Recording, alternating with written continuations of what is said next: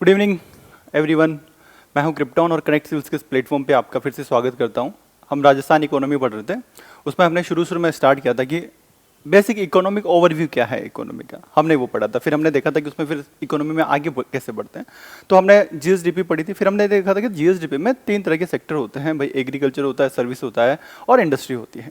ठीक है, अब हमने जब एग्रीकल्चर पढ़ा था, पूरा डिटेल में पढ़ा था, जब मैंने बताया था कि एग्रीकल्चर के साथ रूरल भी आता है। रूरल तो हमने लास्ट क्लास में अपन ने रूरल डेवलपमेंट पढ़ा था, तो अभी तक हमने विकसित राजस्थान को धीरे धीरे पैरेलली पढ़ रहे हैं। उसके बाद थोड़ी सी हल्की सी इकोनॉमिक प्रोफाइल देख चुके हैं, एग्रीकल्चर देख चुके हैं। ठीक है, उसके बाद एग्रीकल्चर के बाद अपन ने कल की क्लास में रूरल डेवलपमेंट फिनिश किया था। आज हम उठाते हैं इंडस्ट्री। आज हम उठाएंगे इंडस्ट्री। ठीक है, तो ये लेक्चर 10 है। अब इसमें आज के लेक्चर में क्या होगा, अगेन हम कोई भी टॉपिक उठाते हैं तो पहले क्या बात करते हैं, हम पहले ये बात करते हैं कि इसमें विकसित राजस्थान के बारे में क्या बात की गई है। तो मान लो जैसे कि एग्रीकल्चर में कोई 10 मार्कर का क्वेश्चन आ गया कि हाँ भाई, विजन 2047 का जो हमारा है, विकसित राजस्थान 2047 का विजन है, उसमें एग्रीकल्चर के लिए क्या बातें की गई है, वो एग्रीकल्चर के लिए क्या विजन रखता है, तो वो बात कर ली अपन ने। रूरल डेवलपमेंट ग्रामीण विकास है, वो विजन 2047 क्या रखता है। वैसे ही इंडस्ट्री के लिए विजन 2047 क्या होगा, इस बारे में हम थोड़ी बात करेंगे। और जो जनरली जैसे हमने एग्रीकल्चर की बात करी थी, तो उसमें डेटा देखे थे कि एग्रीकल्चर कितना % कंट्रीब्यूट करता है, इसके सब सेक्टर कौन से होते हैं, ये सब चीज़ें देखी थी। तो हमने जीएसवी की बात करी थी मोटे मोटे। तो अगेन यहाँ पे हम वही चीज़ें देखेंगे कि जीएसवी में इंडस्ट्री किस तरह से कंट्रीब्यूट करता है। ठीक है, और उसके बाद फिर विकसित राजस्थान के हम बात करेंगे। तो हम स्टार्ट करते हैं। आपको अगर मेंस का सिलेबस याद होगा, ठीक है, तो मेंस के सिलेबस में अभी तक अपन क्या क्या कर चुके हैं। ठीक है, हमने इकोनॉमिक ग्रोथ इंडिकेटर देख रहे थे बेसिक इकोनॉमिक प्रोफाइल के अंदर, तो हमने क्या क्या पूरा कर लिया था। हमने एसडीपी पढ़ लिया है, पर कैपिटा इनकम पढ़ लिया, बाकी अपन धीरे धीरे पढ़ते रहेंगे। ठीक है, उसके बाद एग्रीकल्चर जब अपन ने बात करी थी तो अपन ने प्रोडक्शन प्रोडक्टिविटी भी समझाई थी, मैंने कुछ ट्रेंड भी आपको बताए थे। एनिमल हस्बेंड्री अपन ने डिटेल में किया था। मार्केटिंग अपन ने समझी थी, जिसमें अपन ई नाम ये सब बातें करते थे। गवर्नमेंट स्कीम अपन ने बात कर ली थी फार्मर्स के वेलफेयर के लिए। रूरल डेवलपमेंट अपन ने पूरा कर लिया था, और कल की क्लास में अपन ने स्टेट फाइनेंस कमीशन ये सारी चीज़ें देखी थी। थोड़ा बहुत याद आ रहा होगा, स्टेट फाइनेंस कमीशन क्या बातें करी थी अपन ने कल। अपन ने बोला था कि 6 स्टेट फाइनेंस कमीशन हो गया, 7वां स्टेट फाइनेंस कमीशन भी बन चुका है। 6 की जो रिकमेंडेशन मेजर थी, मेजर में क्या था कि शुरू के 4 सालों के लिए 6.75 है और लास्ट के ईयर के लिए 7 है। रिकमेंडेशन 7.25 की हुई थी, लास्ट में 7 क्यों हुआ, क्योंकि नई जिले बने, नई ग्राम पंचायत बनी, पंचायत समिति बनी, इसलिए 7% अपन नीचे वर्टिकल डिवोल्यूशन करेंगे, ये हमने बात करी थी। सेम को 2025-26 के लिए 7वें वित्त आयोग ने बरकरार रखा है, ये हमने कल देखा था। फिर हमने देखा था कि ये जो पैसा आएगा ये पंचायती राज इंस्टीट्यूशन में और अर्बन लोकल बॉडी में कैसे बटेगा। तो हमने देखा था कि भाई 24.9 75.1 था। फिर अपन ने देखा था कि 26.8 हो गया था और 73.2 हो गया था, ये हमने देखा था।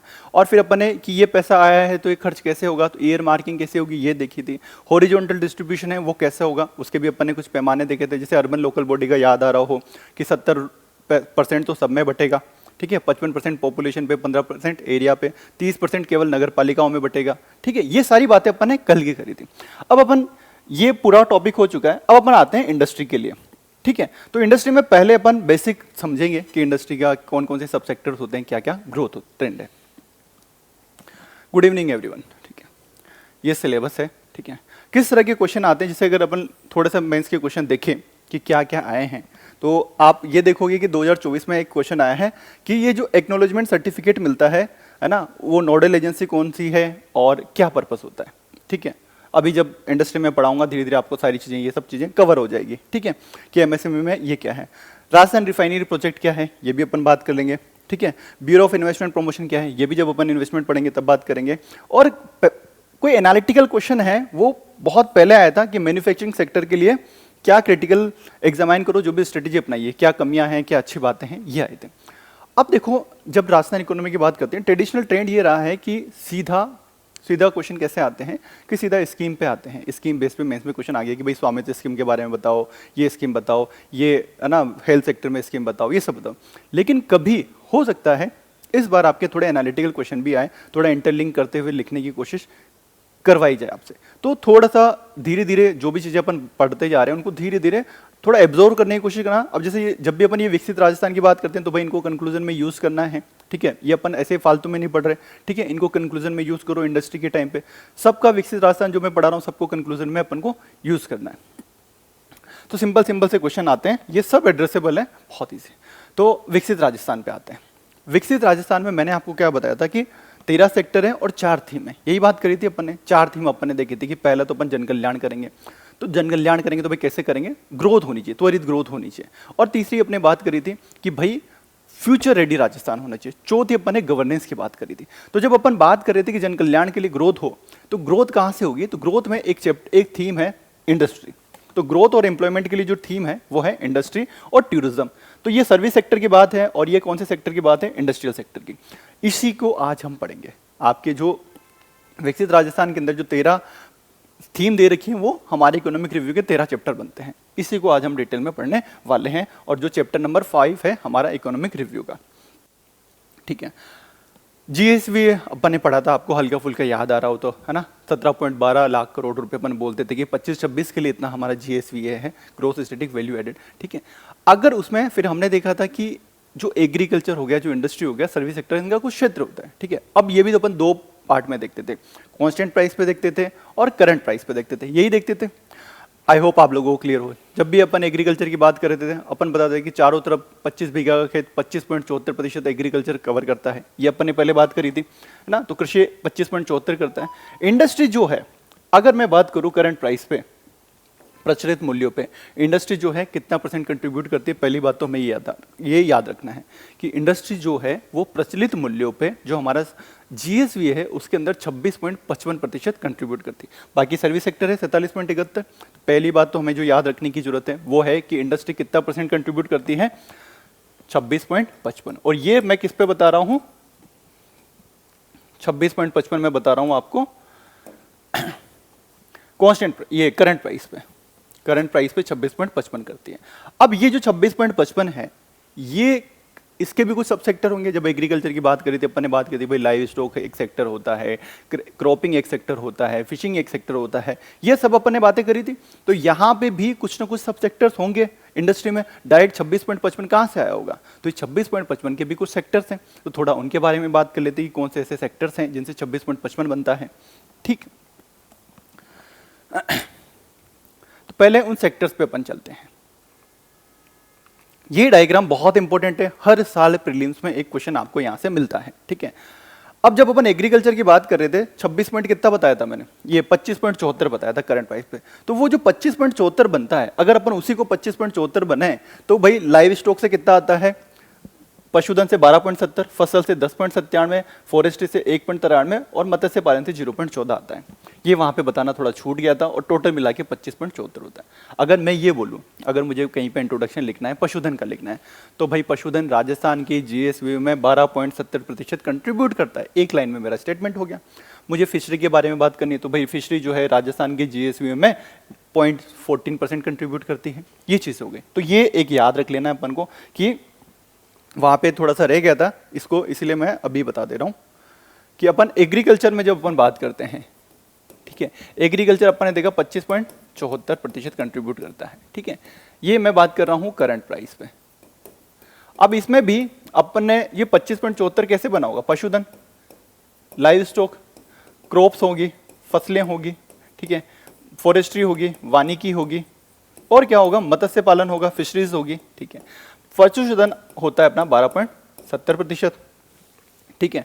उसके अलावा अगर अपन फसलों की बात करें तो लगभग 11%, 10.97, ठीक है। फिशरीज की बात करें 0.14%, है ना।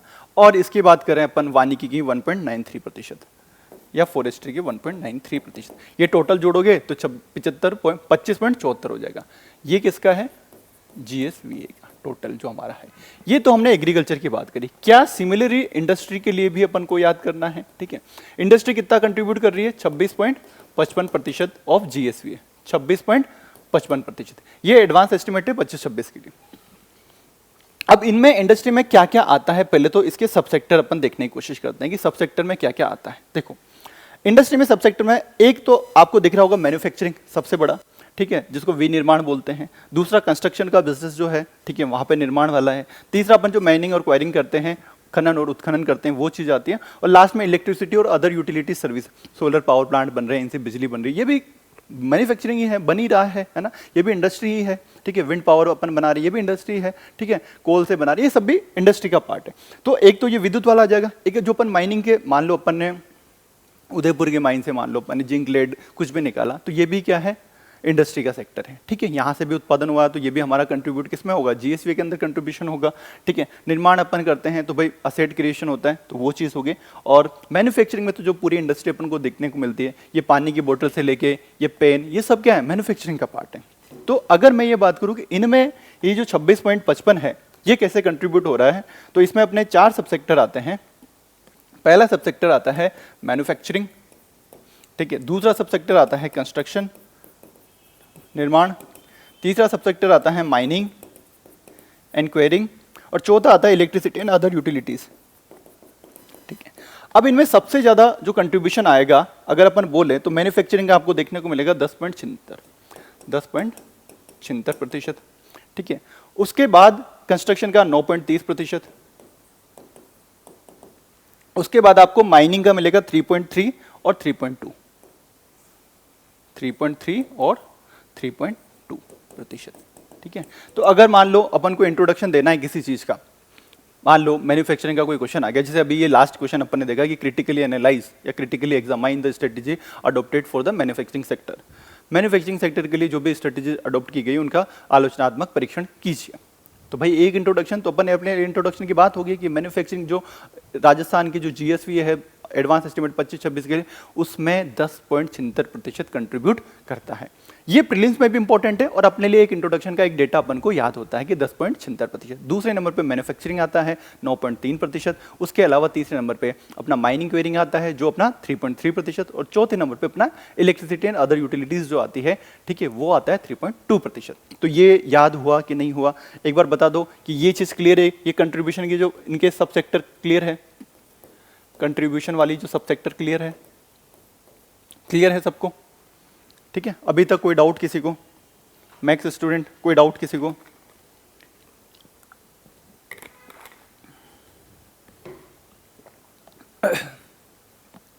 ये चीज हो गई, ये अपने इंट्रोडक्शन में काम में आएगी। सर्विस सेक्टर की रही बात सब सेक्टर की, तो अपन सर्विस जब पढ़ेंगे तब अपन याद कर लेंगे। अभी फिलहाल के तौर पे अपन को जो याद करना था वो अपन ने ये याद कर लिया है। ठीक है,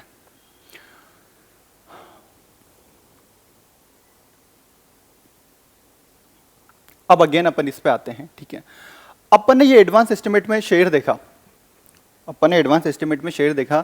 ठीक है, करंट प्राइस पे अपन ने शेयर देखा कि 26.55 है, 26.55 है, इसमें माइनिंग आ गया, मैन्युफैक्चरिंग आ गई, सब चीजें आ गई। 26.55 अगर अपन लास्ट ईयर के शेयर से तुलना करें कि भाई जो 24-25 रहा होगा हमारा, ठीक है, उसमें से शेयर बढ़ा है इंडस्ट्री का क्या घटा है, तो आपने जब अपन ने पहला इकोनॉमिक प्रोफाइल पढ़ी थी तब अपन ने देखा था कि सर्विस सेक्टर का कंट्रीब्यूशन इकोनॉमी में बढ़ता जा रहा है, बाकी दोनों का कंट्रीब्यूशन कम हुआ है। तो पहले जैसे एग्रीकल्चर अगर 27% के आसपास कंट्रीब्यूट करता था तो घटते हुए 25.25 के आसपास आ गया था। इंडस्ट्री पहले 27 के आसपास था तो घट के कितना हो गया, 26.55 के आसपास हो गया। तो अगर अपन प्रीलिम्स में ट्रेंड आ जाए कि जो शेयर है, प्रीलिम्स में अगर कोई क्वेश्चन आ जाता है, एक स्टेटमेंट ऐसा आ जाता है कि इंडस्ट्री का जो शेयर है, इंडस्ट्री का जो शेयर है जीएसवी के अंदर वो लास्ट ईयर की तुलना में बढ़ा है, तो स्टेटमेंट क्या हो जाएगा, गलत हो जाएगा। इंडस्ट्री का शेयर लास्ट ईयर की तुलना में घटा है। करंट प्राइसेस पे बात करें, पहले कितना होता था, 27.16 था, जो घट के कितना हो गया, 26.55 हो गया। तो एक बात हमें याद रखनी है कि इसका जो शेयर है वो कम हुआ है प्रीलिम्स के हिसाब से, और ये कम होगा तो बड़ा किसका है, सबसे बड़ा किसका है, सर्विस सेक्टर का बड़ा है, और ये हो गया 47.71। ठीक है, कोई डाउट किसी को?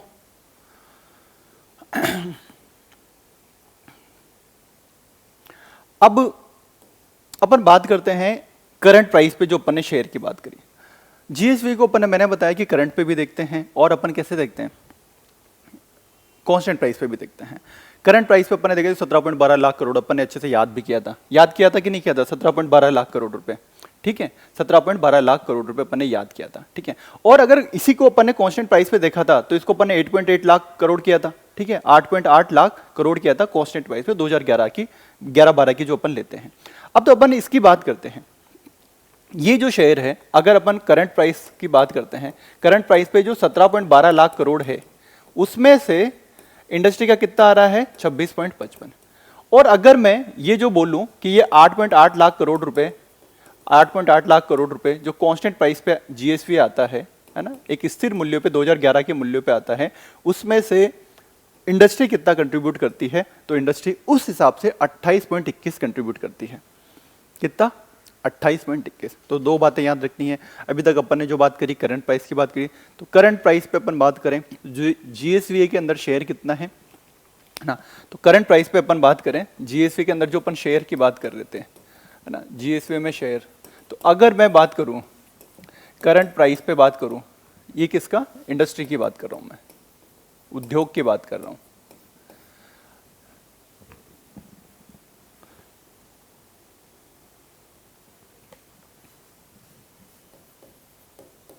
करंट की बात कर रहा हूं मैं, करंट में कितना हो गया? 26.55। और कांस्टेंट प्राइस पे अगर बात करें, स्थिर मूल्यों पे बात करें, तो 28.21%। ये भी अपन को याद रखना है, ठीक है। एक डेटा हमें ये याद रखना है कि 28.21% है, ठीक है। क्लियर है ये बात? ठीक है, थैंक यू। अब आगे बढ़ते हैं अपन। तो दो डेटा अपन ने याद कर लिए। ये मैंने बताया था कि 55 छाप बीडी आती है, ठीक है, और दो भाई वाली आती है। चलो बढ़ने दो, 26.55 आप याद कर लोगे, 28.21 अपना याद रह जाएगा। अब अपन इसके आगे बढ़ते हैं, ठीक है। अपन ने देखा था कि जीएसवी के अंदर जो है ग्रोथ हुई थी 9.3% के आसपास। इंडस्ट्री में अगर अपन ग्रोथ की बात करें, मैंने बोला कि ग्रोथ, जैसे कि अगर इंडस्ट्री में अपन जीएसवी की ग्रोथ की बात करें तो कितनी हुई टोटल, अगर ओवरऑल जीएसवी में ग्रोथ करें तो 9.03% के आसपास रही थी। एग्रीकल्चर में करंट प्राइस पे बोल रहा हूँ, ग्रोथ रही थी 3.47, और वहीं अपन अगर इंडस्ट्री की बात करें तो ग्रोथ कितनी ऑब्जर्व हुई थी? 6.99। कैसे समझाता हूं मैं?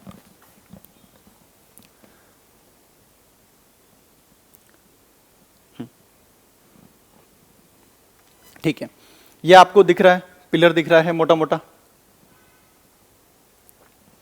ये दिख रहा होगा। तो देखो, ये हमारा जीवीए है और ग्रोथ रेट है, ठीक है। आप देखो, एक मैं लेता हूं कांस्टेंट प्राइस पे, एक करंट प्राइस पे लेता हूं, ठीक है। अगर मैं जीवीए लेता हूं करंट प्राइस पे, तो भाई पहले से 3.15 लाख करोड़ रुपए। एक बात मुझे ये बताओ, 17.12 लाख करोड़ रुपए टोटल है, इसका इंडस्ट्री कितना है? 26.55%। तो ये 26.55 कितना होगा? 4.55 लाख करोड़ रुपए। अगर इसकी अपन इसमें बात करेंगे तो कितना आएगा? 4.55 लाख करोड़। कहाँ गया? हाँ, 4.54 लाख करोड़। 55 बोलो 54 बोलो, ये 4.54 लाख करोड़, ठीक है। ये जीएसवी का 26.55 ये हो गया। तो अब अगर अपन बात करें तो भाई देखो, पहले 3.15 लाख करोड़ था, फिर बढ़ते बढ़ते कितना हुआ? फिर बढ़ते बढ़ते 3.4 हुआ, फिर 3.95 हुआ, फिर 4.2 हुआ, फिर 4.54 हो गया। तो ये कॉन्स्टेंटली बढ़ रहा है, ये कॉन्स्टेंटली बढ़ रहा है। क्या बढ़ रहा है? जीवीए बढ़ रहा है अपना करंट प्राइस पे, ठीक है, और बढ़ना ही है, ठीक है। प्राइस बढ़ती जाती है, महंगाई बढ़ती जाती है, और अपन तो महंगाई के हिसाब से ये होता है करंट प्राइस पे। तो अगर अपन को 2011-12 के हिसाब से रेट करना है तो कांस्टेंट प्राइस पे है, ठीक है। तो वो भी धीरे धीरे बढ़ रहा है। जैसे 1.94 था, बढ़ते बढ़ते बढ़ते अभी हो गया 2.48। अगर मैं इसी चीज को बोलूं कि करंट प्राइस पे अपना ये था, इसी चीज को अगर अपन ऐसा बोलें कि कांस्टेंट प्राइस पे कितना शेयर था? 28.21, ठीक है। ये 28.21 किसका? 8.8 लाख करोड़ का, 8.8 लाख करोड़ का। तो 8.8 लाख करोड़ का 28.21 कितना होगा? 2.48 लाख करोड़, ठीक है। तो ये लास्ट ईयर का डेटा याद रखना है, 25 का पे मोटा मोटा, कि जो अपन बोल रहे हैं 26.55 कितना भाई? 4.54 लाख, ठीक है। ये बढ़ता जा रहा है, 4.54 लाख करोड़ रुपए। कांस्टेंट प्राइस पे बात करेंगे तो भाई जीवीए कितना है इसका इंडस्ट्री का? 2.48 लाख करोड़ रुपए, ये हो गया। अब ग्रोथ की बात करें, जैसे ग्रोथ बड़ी होगी, ये यहां से हल्का सा बड़ा है, ठीक है, ये यहां पे कुछ बड़ा है, ये यहां पे कुछ बड़ा है, ठीक है, ये यहां पे कुछ बड़ा है।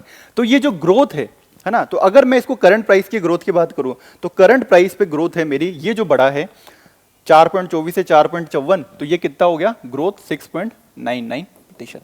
और ये जो ग्रोथ है ये है मेरी 7.02%, 7.02%, ठीक है। तो ये याद हुआ हल्का सा। एक डेटा अपन को ये समझना है कि इंडस्ट्री सेक्टर में टोटल जीएसवी हमारा कितना था? 17.12 लाख करोड़ रुपए करंट प्राइस पे। अगर उसी को कांस्टेंट प्राइस पे बात करें तो 8.8 लाख करोड़ रुपए ये हमारा था।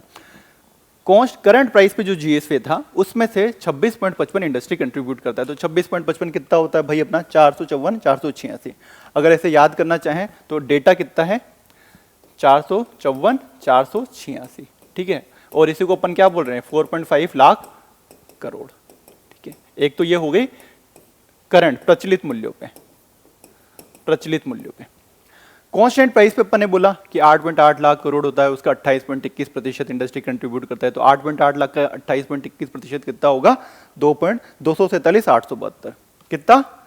दूसरी चीज कितनी है 247,872 ये चीज है, ठीक है। तो ये तो मोटा मोटा होगा, इसको अपन ने बोला 2.48 लाख करोड़, ये हो गया अपना स्थिर मूल्य में, ठीक है। तो दो एडवांस एस्टिमेट 25-26 के लिए 26.55 कितना हुआ हमारा 454 486 4.5 लाख करोड़। 28.21 है वो कितना हुआ 247,872 2.48 लाख करोड़ रुपए। लास्ट ईयर के कंपेरिजन में कांस्टेंट प्राइस पे ग्रोथ देखेंगे तो 7.02%, करंट प्राइस पे ग्रोथ देखेंगे तो 6.99%, ठीक है। 6.99 किस पे करंट प्राइस पे, ठीक है। ये ध्यान रखना करंट लगभग अब लिखना हो बोलना हो कभी इंटरव्यू में तो क्या बोलेंगे अपन मोटा मोटा कि 7% पे लास्ट ईयर के कंपैरिजन में 7% पे ग्रो हुई है। लेकिन जब अपन ग्रोथ रेट की बात करते हैं तो growth rate upon over the year नापते हैं। मैं अगर ग्रोथ रेट दिखाना चाहूं तो ये तो पर ईयर थोड़ी दिखाऊंगा, मैं तो ओवरऑल किस स्पीड से एनुअली मुझे मोटा मोटा आइडिया लग जाए एनुअल कैसे बढ़ रही है, एवरेज एनुअल कैसे बढ़ रही है, उसको अपन बोलते हैं CAGR compound annual growth rate. उसको क्या बोलते हैं अपन CAGR। तो अपन CAGR भी समझना चाहेंगे कि ये जो ग्रोथ रेट है ओवर द ईयर अगर एवरेज निकाले हर साल इतना तो बढ़ ही रहा होगा, तो वो है कंपाउंड एनुअल ग्रोथ रेट। तो वो कैसी है, अगर लास्ट ईयर का कंपैरिजन आता है, लास्ट ईयर से मैं ये बोलूं कि लास्ट ईयर से करंट प्राइस पे कितनी वृद्धि हुई है, तो लास्ट ईयर पे करंट प्राइस पे हमारी वृद्धि हुई है 6.99%, कांस्टेंट प्राइस पे वृद्धि हुई है 7.02%। एक बात तो मुझे बता दो, अभी तक जो अपन ने डेटा पढ़ा है इंडस्ट्री का हल्का फुल्का याद हुआ, समझ में आया, कोई डाउट हो तो पूछ लो, ठीक है, फिर अपन आगे बढ़ेंगे।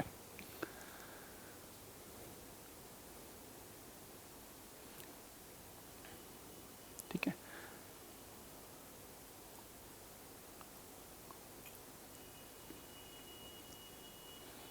ठीक है। अगर ग्रोथ रेट की बात करें तो ये जिग देखो, यहाँ पे ये 7 के आसपास दिख रही है, 7, फिर यहाँ पे ज्यादा रही होगी, फिर यहाँ कम रही होगी, वहां ज्यादा रही होगी। यहाँ पे ज्यादा इसलिए रही होगी क्योंकि पुराना 20-21 जो रहा होगा कोविड का रहा होगा, तो कोविड-19 के टाइम पे प्रोडक्शन तो हुआ नहीं होगा, तो अचानक से अगले साल जब प्रोडक्शन हुआ होगा तो अचानक से ग्रोथ दिखी होगी, तो ये यहाँ पे हाई है। तो अगर मैं ग्रोथ रेट की बात करूँ जो अपन ने 7% देखी है अभी, ये क्या है जिग है ग्रोथ रेट, ये परसेंटेज जो अपन 7.2 बोल रहे हैं, है ना, ये चीज जिग है। तो अब मुझे ये बताओ कि यहां तक क्लियर है, ठीक है, क्लियर है सबका, ठीक है, आगे बढ़ते हैं अपन। अब अपन ये देखते हैं ये जो कंपाउंड एनुअल ग्रोथ रेट है वो कैसी है, मतलब मैं मोटा मोटा बताना चाहूं कि हर साल इसी स्पीड से तो बढ़ ही रहा है, हर साल इस स्पीड से तो बढ़ ही रहा है, वो कौन सी है, तो उस पर भी अपन बात करते हैं कि हर सेक्टर में क्या क्या है। उससे पहले बात करने से पहले अपन ये देख लेते हैं कि ये जो इंडस्ट्री का जो शेयर है ना, जो अपने इंडस्ट्री का 100% शेयर किया है 404.54 लाख करोड़ रुपए, ये अपना है।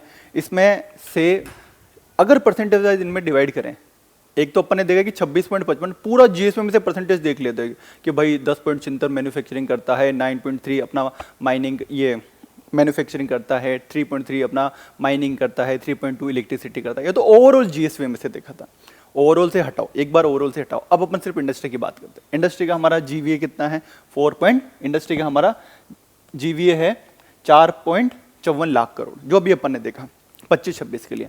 इसमें से तुम मुझे ये बताओ कि हर सेक्टर कितना परसेंट कंट्रीब्यूट करता है, तो ये हमें याद रखना है प्रीलिम्स के लिए। 4 सब सेक्टर है, कौन कौन से सब सेक्टर है भाई। पहला सब सेक्टर हमारा कौन सा है, जो मैंने आपको बता दिया कि पहला सब सेक्टर है हमारा, सबसे ज्यादा जो कंट्रीब्यूट करता है वो करता है मैन्युफैक्चरिंग 40.52%। विनिर्माण जो है ये 40.52% कंट्रीब्यूट करता है। दूसरे नंबर पे आता है निर्माण कंस्ट्रक्शन 35.02% के आसपास कंट्रीब्यूट करता है। तीसरे नंबर पे आता है अपना खनन एवं उत्खनन माइनिंग एंड क्वेरिंग, ये आता है 12.42% के आसपास। और सबसे लास्ट में जितनी भी यूटिलिटी की सर्विसेज है, लाइट हो, इलेक्ट्रिसिटी, ये लाइट, गैस, पानी, ठीक है, जितनी भी यूटिलिटी की सर्विसेज है वो सब मिला के कितना कंट्रीब्यूट करते हैं इंडस्ट्री में? 12.02। तो अगर प्रीलिम्स में ट्रेंड आता है, अगर प्रीलिम्स में ये ट्रेंड आता है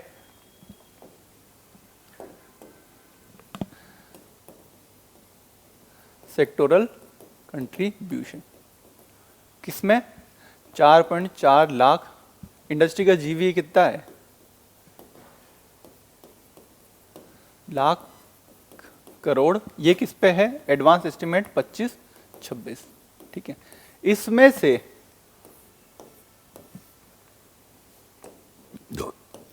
से सबसे ज्यादा कंट्रीब्यूट कौन करता है? अपना मैन्युफैक्चरिंग, ठीक है, या विनिर्माण अपन बोल सकते हैं, ठीक है। ये कितना करता है? 40.52%, मतलब लगभग 40% के आसपास। तो 40.40 के आसपास ये कंट्रीब्यूट करता है। दूसरे नंबर पे कौन करता है? कंस्ट्रक्शन।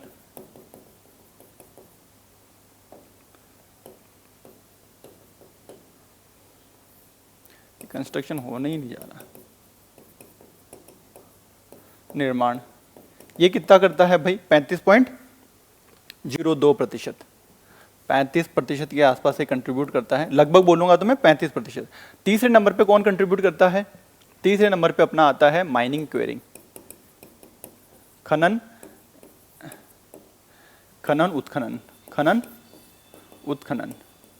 ये कितना करता है भाई? 12.42%।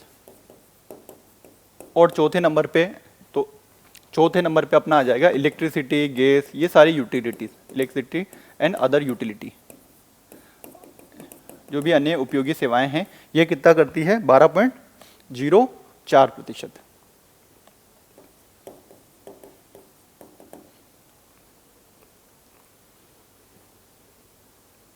ठीक है, विद्युत, गैस, जलपूर्ति एवं अन्य उपयोगी सेवाएं।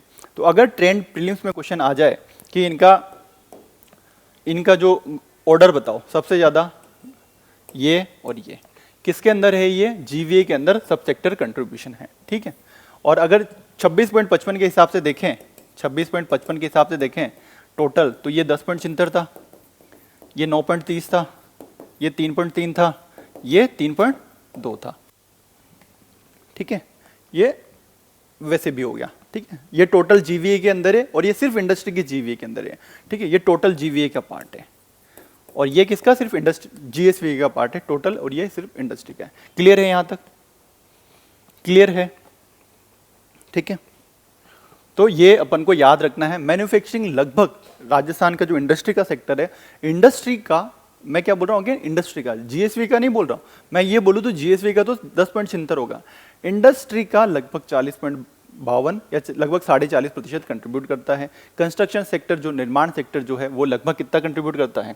35% के आसपास करता है। बाकी 12.12 के आसपास 12.42 है और बाकी 12.04 है, उसके आसपास कंट्रीब्यूट करता है। तो ये देखो 3.2, 3.3 पास ही मिलेगा, समझ में आ जाएगा वो, ये याद रखने के लिए, ठीक है। आई होप ये सब चीजें क्लियर है अभी तक। कोई डाउट हो तो कमेंट कर दो।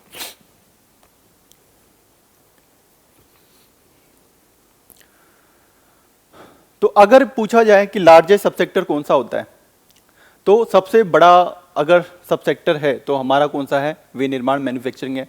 दूसरे नंबर पे हमारा कंस्ट्रक्शन आता है 35.02, थर्ड नंबर पे खनन और उत्खनन आता है 12.42, थर्ड पे यूटिलिटी 12.04, ठीक है। ये सब चीजें इसमें आती हैं और टोटल कितना है? 4.54 लाख करोड़ रुपए। अब अपन देखते हैं annual, compound annual growth rate, जो मैंने बताया अभी लास्ट अपन ने एक साल की तो अपन ने देख ली कि भाई करंट पे 6.99 है, कांस्टेंट पे 7.02 है 24-25 से 25-26 की तुलना में। लेकिन मैं ओवर द ईयर बात करूं, ओवर द ईयर सीएजीआर की बात करूं 2011-12 से मैं अभी तक कांस्टेंट प्राइस जब से अपन लेते हैं अभी तक ग्रोथ रेट की बात करूं और सब की बात करूं कि सीएजीआर हर सेक्टर इतना प्रतिशत लगभग बढ़ा होगा हर साल एवरेज, तो क्या भाई 100 के 4% भी बढ़ा तो 104 हुआ, फिर 104 का फिर 4% होगा, फिर इतना हुआ, इतना हुआ, इतना हुआ, बढ़ता गया। कंपाउंड एनुअली, कंपाउंड तौर से, चक्रवृद्धि तौर ब्याज के जो अपन बोलते हैं, तो चक्रवृद्धि तौर से कैसे बढ़ा है, कंपाउंड एनुअल ग्रोथ रेट क्या रही है वो देखते हैं। तो ओवरऑल इंडस्ट्री कैसे बढ़ी है, उसके अलावा उनका जो हर सेक्टर है उसकी क्या ग्रोथ रेट रही है, ठीक है। तो देखते हैं अपन।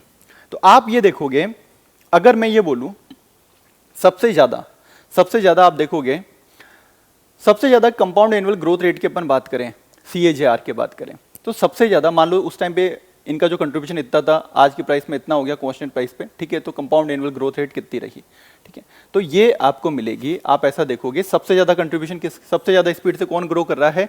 Utilities, electricity, gas, water and other utilities. मतलब क्यों? पिछले 10-15 साल में हमारा रिन्यूएबल एनर्जी पे फोकस बढ़ा है, सोलर पावर प्लांट बन रहे हैं, विंड पावर बन रही है ना, हम नए नए गैस यूटिलिटी, ठीक है, सॉरी फॉर इंटरप्शन, ठीक है। Am I audible? एक बार कमेंट करके बता दो, आवाज आ रही है मेरी?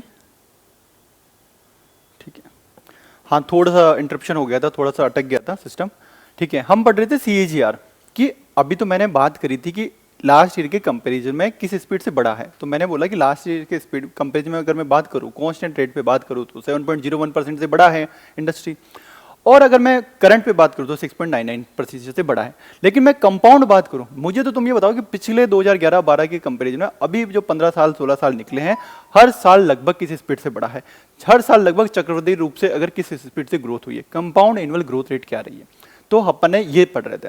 तो चारों जो सेक्टर हैं उनके अपन थोड़ा सा देखने की कोशिश करते हैं। तो बस इतना सा ये याद रख लो कि पिछले 15-16 सालों में, है ना, जो सोलर पावर प्लांट हो गए, विंड पावर प्लांट हो गए, इन सब में बहुत वृद्धि हुई है। तो जो इलेक्ट्रिसिटी वाला जो सेक्टर है, इलेक्ट्रिसिटी, गैस, अदर यूटिलिटीज वाला, इस सेक्टर में हर साल आपको सबसे ज्यादा वृद्धि देखने को मिलेगी, और ये लगभग 6.32% के आसपास से लगभग ग्रो किया है, ठीक है।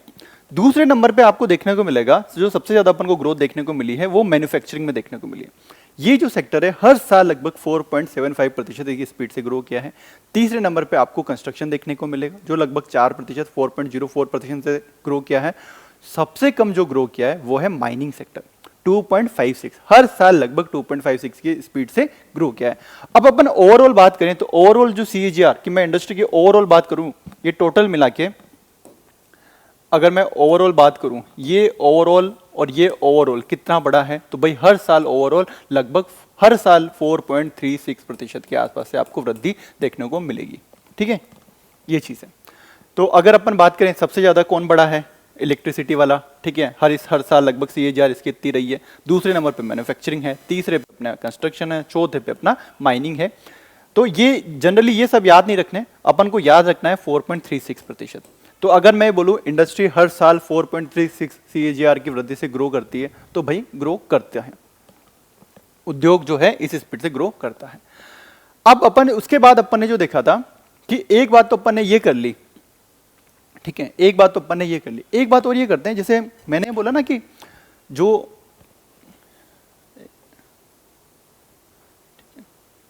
मैंने बोला कि आपको भाई जो अपन ने 454 लाख करोड़ देखे, पिछले साल कितने थे? 424 लाख करोड़। तो 4.24 से 4.54 हुए, तो लगभग 6.99% बढ़ा करंट प्राइस पे। तो ये तो ओवरऑल है ना। और वैसे ही इधर 2.48 लाख करोड़ रुपए, 7.01 कांस्टेंट प्राइस पे, ये ओवरऑल है। अगर मैं सेक्टर वाइज बात करूं कि सेक्टर वाइज कांस्टेंट प्राइस पे कौन बढ़ा है, ठीक है, तो सेक्टर वाइज अगर अपन बढ़ने की बात करें कांस्टेंट प्राइस पे, तो भाई सेक्टर वाइज में बात करूं तो अगेन जो अपन ने मोटा मोटा ट्रेंड देखा था कि सबसे ज्यादा स्पीड से कौन ग्रो करता है, इलेक्ट्रिसिटी, सबसे स्लो कौन ग्रो करता है, माइनिंग, ठीक है, तो वही ट्रेंड यहाँ पे हमें देखने को मिला है। बस एक बात याद रख लेना कि लास्ट ईयर के कंपेरिजन में अगर अपन 24-25 की बात करें और 25-26 में, तो लास्ट ईयर के कंपेरिजन में सिर्फ माइनिंग में कमी हुई है, बाकी सब बड़े हैं। और ओवरऑल सबको अपन ने देख लिया कांस्टेंट प्राइस पे 7.01% के तौर पे पड़े हैं। माइनिंग में जो कमी हुई है वो है 1.41%, माइनिंग की कमी है 1.41%, और उसके अलावा सब बड़े हैं। इलेक्ट्रिसिटी में सबसे ज्यादा वृद्धि हुई 9.37, उसके अलावा निर्माण में 8.27 है, और विनिर्माण मैन्युफैक्चरिंग में 7.84 है। याद रखने के लिए 7, 8, 9 ऐसे याद रख सकते हो, 7, 8, 9, ठीक है। तो 3 में वृद्धि हुई है, 1 में कमी हुई है। और CAGR अपने देख ली इनकी ओवरऑल, अगर अपन हर साल 15 सालों की बात करें 2011-12 से हर साल कंपाउंडली कितना बढ़े हैं, तो वह है 2.56, 4.75, 4.05, 6.32। ओवरऑल बात करें 4.36% के CAGR से बढ़े हैं। ये अपन ने अभी तक देखा। अब अभी तक अपन ने जो देखा है वो अपन ने देखा है इकोनॉमिक प्रोफाइल इंडस्ट्री की। तो इंडस्ट्री भाई 12 लाख करोड़ का GSV है ना, उसमें से 4.54 लाख करोड़ रुपए मतलब 26.55% कंट्रीब्यूट करती है करंट प्राइस पे, और ग्रोथ रेट लास्ट ईयर के कंपैरिजन में रही है 6.99। वहीं अपन बात करें कि करंट कांस्टेंट प्राइस पे, तो भाई 8.8 लाख करोड़ टोटल जीएसवी है, उसमें से 2.48 लाख करोड़ रुपए मतलब कि 28.21% इंडस्ट्री कंट्रीब्यूट करती है, और जो लास्ट ईयर के कंपैरिजन में ग्रोथ रेट रही है 7.01%। इनके जो कंपाउंड सेक्टोरल कंपाउंड कंपोनेंट है उसमें अपन ने देखा सबसे ज्यादा कंट्रीब्यूट कौन करता है, मैन्युफैक्चरिंग। ठीक है, कितना करता है भाई, अपन ने देखा 40.5% के आसपास। दूसरे पे पहला मैन्युफैक्चरिंग, दूसरे पे कंस्ट्रक्शन, वो करता है 35% के आसपास। तीसरे पे अपन ने देखा था ये इलेक्ट्रिसिटी है ना, ये 3.3, और चौथे पे माइनिंग था 3.2% के आसपास।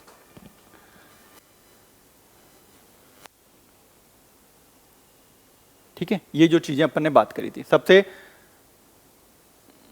नहीं वो मैंने थोड़ा सा ये जो अपन ने बात की थी, मैन्युफैक्चरिंग 40.42, कंस्ट्रक्शन 35.2, माइनिंग 12.42 और इलेक्ट्रिसिटी 12.04। वहीं अगर 26.55 में टोटल जीएसवी में शेयर देखें 10.76, 9.3, 3.3, 3.2, ये बात अपन ने करी। उसके बाद अपन ने सीएजीआर की बात करी और ग्रोथ रेट की बात करी। ठीक है, यहां तक आई होप आपको क्लियर है। अब अपन आगे बढ़ते हैं। ठीक है, किसी को कोई डाउट है यहां तक? ठीक है, क्लियर है। अब आगे बढ़ते हैं। अब अपन बात करते हैं कि विकसित राजस्थान में क्या बात की गई है इंडस्ट्री के लिए, विजन क्या है, कैसी इंडस्ट्री हम चाहते हैं, इसमें अपन क्या पढ़ेंगे। देखो, जैसे एग्रीकल्चर में अपन अग्रणी राज्य बनना चाहते थे, वैसे इंडस्ट्री में हमारा विजन क्या होगा कि हम राजस्थान को इंडस्ट्रियल हब बना सकें। राजस्थान को अपन क्या बना सकें, एक निवेश हब, औद्योगिक और एक निवेश हब अपन बना सकें। तो हमारा टारगेट क्या होना चाहिए, हमारा टारगेट ये है कि 2047 तक अपन राजस्थान को एक अच्छा इंडस्ट्री का हब बना दे और अच्छा इन्वेस्टमेंट आए, इन्वेस्टमेंट का हब बना दे, सबसे ज्यादा इन्वेस्टमेंट हमारे पास हो 2047 तक। अब ये कैसे है, विजन में क्या बात की गई होगी। अपन पुराने, आपको याद आ रहा होगा, तो अपन एक तो मिड टर्म के टारगेट देखते थे 2035 के, एक 2047 के लॉन्ग टर्म के टारगेट देखते थे। ठीक है, यहाँ पे इसमें क्या बात की गई, इसमें बताया गया है कि देखो ये हमारा विजन है, विजन तो अपन ने समझ में आ गया ये है। उसके अलावा बोल बच्चन की बातें कि ये सब हम करना चाहते हैं। ठीक है, मैं अभी धीरे धीरे समझ में आ जाएगा आपको कि हम क्या चाहते हैं, है ना। हम जो भी कंस्ट्रक्शन हो पर्यावरण अनुकूल हो, एमएसएमई पे जोर देना है, जो ईज ऑफ डूइंग बिजनेस है उसको बढ़ाना है। ठीक है, और जो खनन और पेट्रोलियम अपन करते हैं वो भी क्या हो, सस्टेनेबल हो। ठीक है, और कौशल निर्माण करना है, स्किल डेवलपमेंट करना है। ये तो बोल बच्चन वाले फोकस वाली बातें हैं। ठीक है, मेन चीज जो इसके बारे में बात की गई है, मेन चीज इसमें जो अपन विजन की बात कर रहे हैं, विजन 2000 जो है हमारा विकसित राजस्थान के लिए, इंडस्ट्री के लिए क्या विजन है, विजन फॉर इंडस्ट्री। ये कैसे समझा रखा है आपके इसमें, विकसित राजस्थान एट 2047। इसमें पहला तो विजन स्टेटमेंट है जो मैंने आपको बता दिया। हम हमेशा एक विजन स्टेटमेंट लिखेंगे कि हम क्या चाहते हैं, एक विजन स्टेटमेंट है। उसके अलावा इसमें बात की गई है कि थ्रस्ट सेक्टर, प्रमुख क्षेत्र कौन से हैं। तो मैं हमेशा आपको प्रमुख क्षेत्र बताता हूं। एग्रीकल्चर में कमेंट करके बताओ कितने प्रमुख क्षेत्र थे, रूरल डेवलपमेंट में कमेंट करके बताओ कितने प्रमुख क्षेत्र थे, कमेंट करके बताओ। ठीक है, इसमें 10 प्रमुख क्षेत्रों पे बात की गई है, 10 थ्रस्ट एरिया आइडेंटिफाई किए गए। उसके अलावा ये 10 थ्रस्ट एरिया है, इनमें काम करने के लिए कौन से इंस्टीट्यूशंस काम करते हैं। तो ऐसे 5 इंस्टीट्यूशंस की बात की गई है, ग्रोथ इंजन। तो मतलब ये जो इंडस्ट्री को आगे ले जाने वाले, जो इंजन का काम करने वाले 5 इंस्टीट्यूशंस की बात की गई है, 5 इंस्टीट्यूशंस की बात की गई है। उसके बाद क्यों हम ये हब बन सकते हैं, जो इंडस्ट्री और इन्वेस्टमेंट का जो हब अपन बनना चाह रहे हैं, इंडस्ट्रियल एंड इन्वेस्टमेंट हब जो अपन बनना चाह रहे हैं, इन्वेस्टमेंट हब जो अपन बनना चाह रहे हैं। ठीक है, इसके लिए हमारे पास स्ट्रेंथ क्या है, हमारे पास ऐसा क्या है कि हम हब बन पाए। कोई भी उठ के मुंह उठा के थोड़ी बोल सकते कि हम हब बनेंगे। अरे भाई साहब, क्या है तुम्हारे पास ऐसा, तो हमारे पास कुछ स्ट्रेंथ है। तो हमारी कुछ स्ट्रेंथ की बात की गई है इसमें। ठीक है, और इस स्ट्रेंथ के बाद कुछ गोल है ना, कुछ गोल हैं लॉन्ग टर्म के, मिड टर्म के, कि हम हाँ भाई इतना ये अचीव करना चाहते हैं लॉन्ग टर्म में 2047 में, और 2035 में, 30 में, मिड टर्म में ये। और इनको करने के लिए वर्तमान में हम क्या ले रहे हैं, तो करंट में खूब सारी पॉलिसीज हमने चला रखी है इंडस्ट्री को प्रमोट करने के लिए। तो उनके नाम ये है। तो अगर मान लो 10 मार्कर का आपके मेंस में क्वेश्चन आता है, 10 मार्कर का मेंस में क्वेश्चन आ गया कि भाई इंडस्ट्री सेक्टर के लिए विकसित राजस्थान 2047 के विजन में क्या बात की गई है, तो किन पहलुओं पे आप चर्चा करोगे, आप ये सारे पहलुओं पे बात करोगे। विजन स्टेटमेंट लिखोगे, 10 थ्रस्ट एरिया आइडेंटिफाई किए गए हैं, ठीक है। ग्रोथ इंजन की बात की गई है, कुछ स्ट्रेंथ बताई गई है हमारी, और कुछ 5 स्ट्रेटेजी बताई गई है कि कैसे अपन इन सबको पूरा करेंगे। इसके लिए 5 स्ट्रेटेजी भी बताई गई है। कितनी स्ट्रेटेजी? 5 स्ट्रेटेजी बताई गई है कि ये हम पूरा करेंगे, और करंट में खूब सारी पॉलिसीज हमने चला रखी है। तो ये चीज़ है। अगर इसी तरह का कोई 10 मार्क में क्वेश्चन आता है तो चलो यहाँ भी नहीं भी आए, आप जब भी इंटरव्यू में बैठोगे, इंडस्ट्री मैन्युफैक्चरिंग जब भी किसी की बात होगी, इसके इर्द गिर्द आप बात करोगे कि ये स्ट्रेटेजीज हैं, इनको अपन अडॉप्ट कर सकते हैं, ये हमारे टारगेट हैं, इनको हमको फॉलो करना चाहिए, ये पॉलिसी वर्तमान में हम चला रहे हैं। ये पूरा जो विजन राजस्थान है, ये इंटरव्यू के लिए विकसित राजस्थान 2047 जो है हमारी इंटरव्यू के लिए बहुत इंपॉर्टेंट होता है, ठीक है।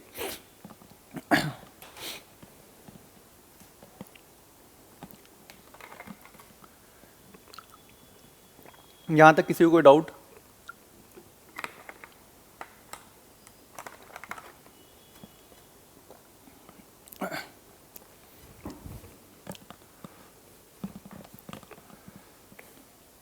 तो विजन स्टेटमेंट तो अपन ने देख लिया, ठीक है।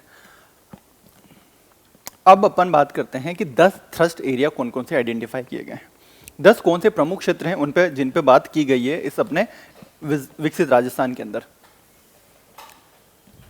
तो 10 जो एरिया हैं, पहला एरिया तो जो हमारे ट्रेडिशनल या जो हाई वैल्यू ऑलरेडी इंडस्ट्री है उनको प्रमोट करना। जैसे मैं बोलूँ कि अपना जेम्स एंड ज्वेलरी अच्छा है तो भाई और प्रमोट करो, जो बढ़िया चल रहा है उसको और बढ़िया करने दो, ठीक है। तो पहला थ्रस्ट एरिया जो हमारा ऑलरेडी पारंपरिक और जो हाई वैल्यू जो हमारे उद्योग हैं उनको प्रोत्साहन देना, ठीक है। ट्रेडिशनल जो हमारे उद्योग हैं उनको प्रोत्साहन देना। पहली बात तो पहला एरिया हमारा यही है, जो थ्रस्ट एरिया है पारंपरिक ट्रेडिशनल इंडस्ट्री है उनको प्रमोट करना। दूसरा अपन किस पे फोकस करेंगे, जो नए इमर्जिंग और सनराइज सेक्टर हैं, जो जिनमें आगे बहुत पोटेंशियल है, जिनकी ग्रोथ बहुत आगे जाएगी। सनराइज एक होता है, सनराइज एक होता है सनसेट, वो इंडस्ट्री जिनका आगे फ्यूचर में डाउनफॉल है, वहां नहीं। सनराइज जिनका उदय होने वाला है, जो उदय है भाई इनके में बहुत ग्रोथ है, रिन्यूएबल एनर्जी हो गया है ना, ये ग्रीन हाइड्रोजन हो गई, ये सब चीजें। तो हमें कहां पे फोकस करने की जरूरत है? अभी सेकंड जो थ्रस्ट एरिया बोला गया है वो है कि हमें इमर्जिंग और सनराइज सेक्टर पे फोकस करना है, ठीक है। एआई ये सब किस में आ जाएंगे ये। उसके अलावा हम जो ये इंडस्ट्री में प्रमोट ये सब करना चाहते हैं सनराइज सेक्टर में और ये ट्रेडिशनल सेक्टर में अच्छा करना चाहते हैं, इसके लिए हमें रिसर्च एंड डेवलपमेंट करनी पड़ेगी। हमें ग्लोबल जो जितनी अच्छी अच्छी कंपनियां हैं उनके साथ कोलैबोरेशन करना पड़ेगा R&D के लिए। तो हम थोड़ा पार्टनरशिप करेंगे तो थोड़ा उनसे सीखेंगे, ठीक है। तो हमें वैश्विक औद्योगिक सहयोग लेना है, थोड़ा सा नई नई टेक्नोलॉजी अपन अडॉप्ट करें, नई नई अच्छी प्रैक्टिसेस अपन अडॉप्ट करें, ताकि हमारा जो प्रोडक्ट है वो मार्केट में सर्वाइव कर पाए, ठीक है। कोई कपड़ा बना रहे हैं अपन, राजस्थान में भिलवाड़ा में कोई कपड़ा बन रहा है, बांग्लादेश में कोई कपड़ा बन रहा है, मान लो लंदन में पहुंचा, अगर अपना कपड़ा महंगा जा रहा है तो भाई बांग्लादेश का कपड़ा बिकेगा। तो हम क्या चाहते हैं कि या तो कोई रिसर्च में या कोई जो भी है, हमें थोड़ा सा हमारे प्रोडक्ट को सस्ता बनाना है और नई चीजें लगानी है, ठीक है, ताकि हमारा प्रोडक्ट आगे बढ़ सके। इसके लिए हमें वैश्विक सहयोग लेना पड़ेगा, औद्योगिक सहयोग लेना पड़ेगा, ठीक है। चौथा है, हम जो माइनिंग बात करते हैं, ये माइनिंग कैसी हो? सतत। सूर्यवंशम देखिए, ठीक है, भानु प्रताप ठाकुर भानु प्रताप होता है, ठीक है, और एक कौन सा होता है? केवड़ा ठाकुर, ठीक है। तो वो केवड़ा ठाकुर जो होता है वो उसके बाप दादाओं पे ये कमीने हैं जिनकी वजह से आज हमारी ग्रोथ नहीं हुई है।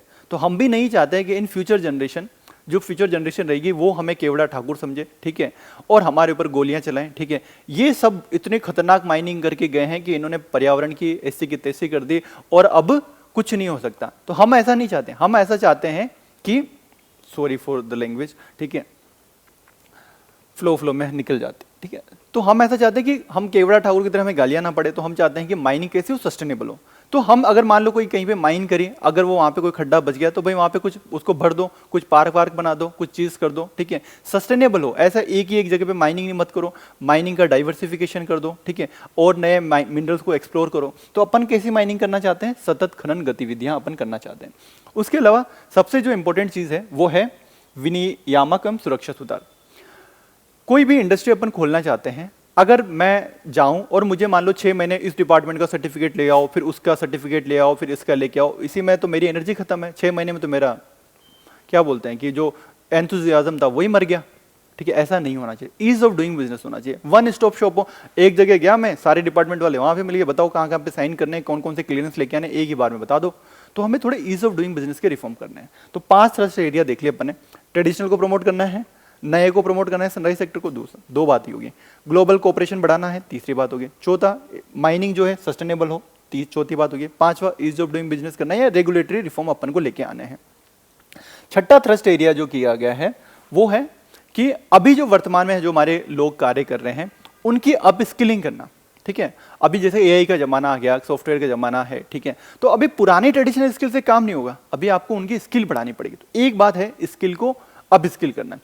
दूसरी बात यह कि जो नए नए इमर्जिंग सेक्टर हैं उनमें शायद नई स्किल की जरूरत पड़े, तो हमें नई स्किल भी हमें देने की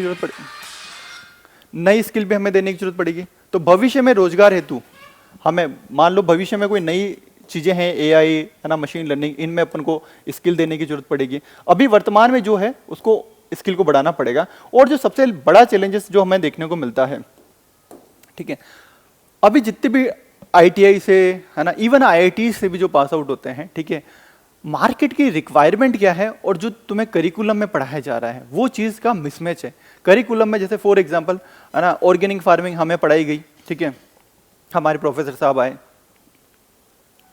खुद की एज उनकी 70 ईयर के आसपास थी उस टाइम पे जब हमें पढ़ा रहे थे। वो उनके ज़माने में जब उन्होंने आईआईटी खड़गपुर के अंदर ही पढ़ा होगा ऑर्गेनिक फार्मिंग, उनके ज़माने के रजिस्टर जो नोट्स होते ना, तो वो नोट्स ऐसे लग रहे थे क्योंकि 50-60 साल पुराने वाले कागज़ थे। ठीक है, अब तुम उस हिसाब से हमें पढ़ाते हो, फिर वो चीज़ें नहीं हो पाती। मैं जनरल 1-2 टीचर्स की बता रहा हूँ, ऐसा नहीं कि सारे ऐसे नहीं, बहुत अच्छी चीज़ें होती हैं, मैं बस फॉर एग्जाम्पल दे रहा हूँ। तो कभी कभी करिकुलम मिसमैच चलता है इंडस्ट्री के साथ, ठीक है, तो ये नहीं होना चाहिए। तो स्किल में आप स्किल करनी है, जिनकी स्किल अभी है उसको थोड़ा और बढ़ाओ। नए जो क्षेत्र हैं है ना, एआई, मशीन लर्निंग, इनमें अपन को स्किल देनी पड़ेगी। नए, इनको तो है ही नहीं लोगों के पास, तो नई स्किल दो। तीसरा क्या है, जो स्किल और जो डिमांड का गैप है उसको खत्म करो। ठीक है, तो उद्योग और जो कौशल का एकीकरण अपन को करने की जरूरत है। ठीक है, उसके अलावा जब भी रूरल में भी अपन बात करते तो इंक्लूसिव की बात करते थे, यहाँ पे भी औद्योगिक जो अपन बात करेंगे वो डेवलपमेंट कैसा हो, इंक्लूसिव हो, समावेशी हो। कैसा हो, इंक्लूसिव हो, समावेशी औद्योगिक विकास हो। चौथा क्या है, सबसे लास्ट क्या है, खनिज संसाधनों का मूल्य वर्धन। मिनरल जो निकलते हैं, ठीक है, अब उनमें जैसे अपन वैल्यू एडिशन करते हैं, जैसे अपन क्रॉप इसमें फूड प्रोसेसिंग में पढ़ा था, ठीक है, कि आप टमाटर की बजाय टमाटर सॉस बेचो, आपको ज़्यादा अच्छा मिलेगा। तो मिनरल्स को आप ऐसे नॉर्मल रॉ मटेरियल की बजाय थोड़ा साफ करके ग्रेडिंग करके ढंग से बेचो तो आपको ज़्यादा रेट मिलेगी। तो वही चीज़ है कि हमें इस पर भी काम करना है। तो 10 थ्रस्ट एरिया आइडेंटिफाई किए गए हैं।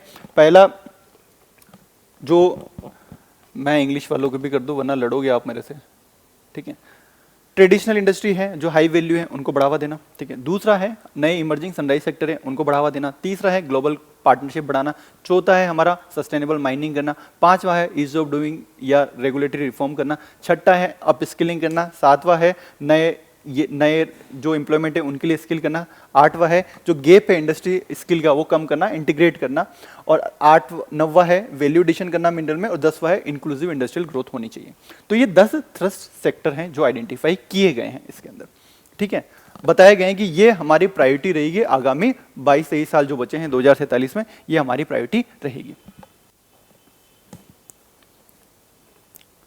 ठीक है, अब 5 ग्रोथ इंजन की मैंने बात बताई कि ये जो प्रायोरिटी है इनको फुलफिल करने का काम कौन करेगा। तो 5 ग्रोथ इंजन बताए गए हैं। कितने? 5 बड़ी बड़ी बॉडीज, आपको सबको पता होगा है ना। इंडस्ट्रियल कॉरिडोर, ये इंडस्ट्रियल पार्क, ये सब डेवलपमेंट करने का काम किसका?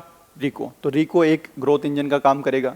दूसरा इंजन इन्वेस्टमेंट लाने का काम कौन करता है? Board of investment, BIP। ठीक है, बोर्ड ऑफ इन्वेस्टमेंट प्रमोशन वो काम करेगा। तीसरे नंबर पे एक्सपोर्ट करना है तो एक्सपोर्ट प्रमोशन का काम कौन करता है भाई? Rajasthan export promotion council, REPC। तो ये एक ग्रोथ इंजन है। माइनिंग को अपन प्रमोट करना चाहते हैं तो माइनिंग का, मिनरल का एक्सप्लोरेशन कौन करता है? आपने देखा होगा ना, वो बीच में वो हेलीकॉप्टर उड़े थे, ठीक है, उनके नीचे छतरियां लगी हुई थी, मिनरल एक्सप्लोर कर रहे थे खूब सारे। वो तो किसने भेजे होंगे? इसे Rajasthan state mines and minerals limited ने। एक्सप्लोरेशन का काम होगा। ठीक है, तो एक ग्रोथ इंजन का काम ये करेगा। और एक अपन स्किल की बात करें, आप स्किल की बात कर रहे हैं, इंटीग्रेशन की बात कर रहे हैं, तो जो स्किल देने का काम कौन कर सकता है? RSLDC, Rajasthan skill and livelihood development corporation. तो जो 5 ग्रोथ इंजन है हमारे वो हैं 5। अगर ग्रोथ इंजन की मैं बात करूं, 5 ग्रोथ इंजन हमारे कौन है?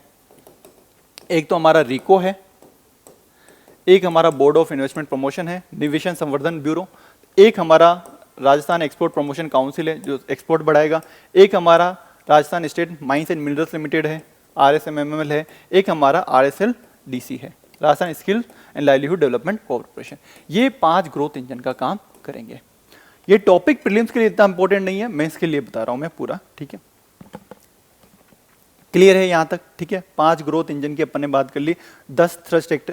अपन ने क्या देखा अभी विजन में, की स्टेटमेंट देख लिया कि विजन क्या है भाई, इंडस्ट्रियल और इन्वेस्टमेंट हब बनना है 2047 तक, ये बात है।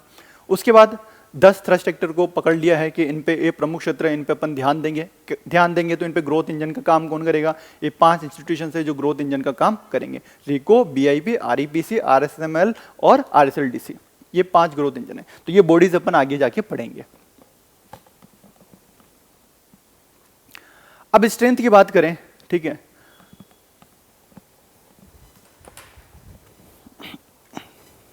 कभी कभी छींक आते आते रुक जाती है।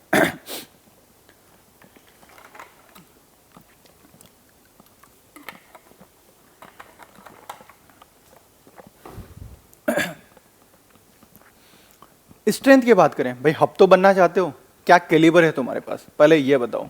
तो कैलिबर तो बहुत सारा है, धीरे धीरे अभी समझ में नहीं आएगा, धीरे धीरे पूरा इंडस्ट्री का चैप्टर पढ़ेंगे तब कैलिबर समझ में आएगा। मोटा मोटा कैलिबर समझने के लिए, लिखने के लिए 2000 पॉइंट अपन अभी देख लेते हैं। कैलिबर क्या क्या है हमारे पास राजस्थान वालों के पास, कि ताकि हम ये बात करें कि इंडस्ट्रियल हब, भाई यूपी भी बात कर सकता है, कर्नाटका भी बोल सकता है, महाराष्ट्र भी बोल सकता है, हम ही कैसे हब बनेंगे। तो भाई क्या स्ट्रेंथ है तुम्हारी, तो भाई स्ट्रेंथ है हमारी, ठीक है। अब स्ट्रेंथ में ये तो नहीं कि हमारा इतिहास बहुत बढ़िया रहा है, अरे इतिहास जैसा भी रहा होगा, अभी की हमारी स्ट्रेंथ क्या है, तो वो स्ट्रेंथ ये है जो धीरे धीरे आपको क्लियर होगी, ठीक है। हमारे पास इंडस्ट्री एमएसएमई के लिए सपोर्ट सिस्टम बहुत अच्छा है, ठीक है। धीरे धीरे अपन पॉलिसीज पढ़ेंगे कि देखो हम ये पॉलिसीज लेके आ रहे हैं, एमएसएमई के लिए पॉलिसी 2024 है, रिप्स पॉलिसी है, ये सब है। तो हमने इंडस्ट्री एमएसएमई के लिए इकोसिस्टम दे रखा है। इंफ्रास्ट्रक्चर चाहिए है ना, इंडस्ट्री के लिए इंफ्रास्ट्रक्चर में अपन बात करेंगे, याद रख लो। Second largest railway network Rajasthan के अंदर है और third largest highway network Rajasthan में है। 10 इनलैंड कंटेनर डिपो हैं, 11 ऑपरेशनल एयरपोर्ट हैं। तो ये अपन याद कर सकते हैं कि रेलवे नेटवर्क में राजस्थान की रैंक कौन सी है, सेकंड। तो हमारे पास अगर पूरे भारत का सेकंड लार्जेस्ट रेलवे नेटवर्क है तो बात है, तभी तो हम जो सामान वामान होंगे उनको एक्सपोर्ट कर पाएंगे ट्रेन से, है ना, पोर्ट वोर्ट तक पहुंचा पाएंगे या दूसरे स्टेट में पहुंचा पाएंगे, ठीक है। हाईवे की बात करें तो हाईवे नेटवर्क राजस्थान की रैंक क्या है, थर्ड। तो हमारे पास देखो भाई इंफ्रास्ट्रक्चर भी है। स्किल की बात करें तो भाई ये जो अपन ने RSLDC देखी, पहला राजस्थान ऐसा स्टेट रहा होगा जो स्किल पे सेपरेट मिशन लाया होगा। सेंट्रल गवर्नमेंट जरूर चलाती है पर स्टेट वाइज अगर बात करें जिसने सबसे पहले स्किल पे कोई मिशन चलाया होगा वो है हमारी RSLDC। तो भाई हम स्किल में बढ़िया कर रहे हैं और भी अपन आगे पढ़ते जाएंगे।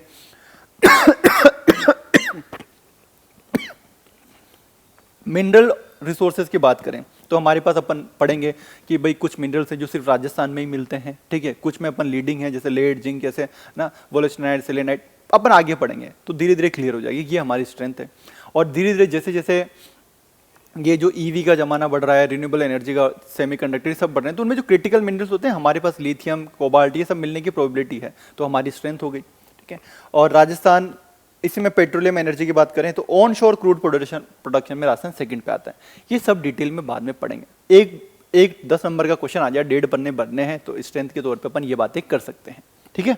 ये बातें अपन कर सकते हैं कि भाई हमारे पास इंडस्ट्री एमएसएमई के लिए सपोर्ट सिस्टम है, इंफ्रास्ट्रक्चर के लिए हमारे पास रेलवे नेटवर्क में अपन सेकंड आते हैं, हाईवे नेटवर्क में हमारे पास थर्ड है, हमारे पास ऑन शोर पेट्रोलियम प्रोडक्शन में अपन सेकंड आते हैं, ठीक है।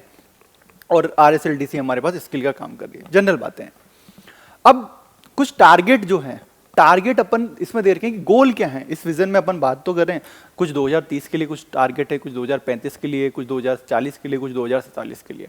तो अपन मोटा मोटा 2030 के टारगेट याद रखेंगे, कहीं कहीं पे 35 के भी रखेंगे, कहीं कहीं पे 47 के भी रखेंगे। ये सिर्फ इसलिए कि मेंस में आपको कहीं ना कहीं पे आंसर राइटिंग में काम आ जाएगी, ठीक है।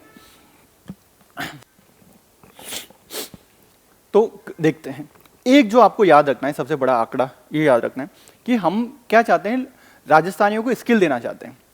सबसे बड़ा रोजगार गांव में आपको चाय की थड़ियां दिखती होगी, पर चाय की थड़ियों के बजाय अगर उनको थोड़ा सा स्किल दे दें, ठीक है, तो कोई ढंग का रोजगार कर पाए। तो अपन चाहते हैं कि जो स्किल एम्प्लॉयमेंट है, अगर राजस्थान में वर्तमान की बात करें, ये जो डेटा है जनरली 23-24 के आसपास का डेटा है, विजन जो डॉक्यूमेंट है उसके अंदर, उसमें बात की गई कि वर्तमान में लगभग 8.5 लाख जो राजस्थानी है उनके पास स्किल है, उनके पास कौशल है कि वो सेपरेट काम कर सकते हैं। वो हमें बढ़ा के करनी है लगभग 32 लाख। 32 लाख राजस्थानियों के पास स्किल होनी चाहिए। कितनों के पास?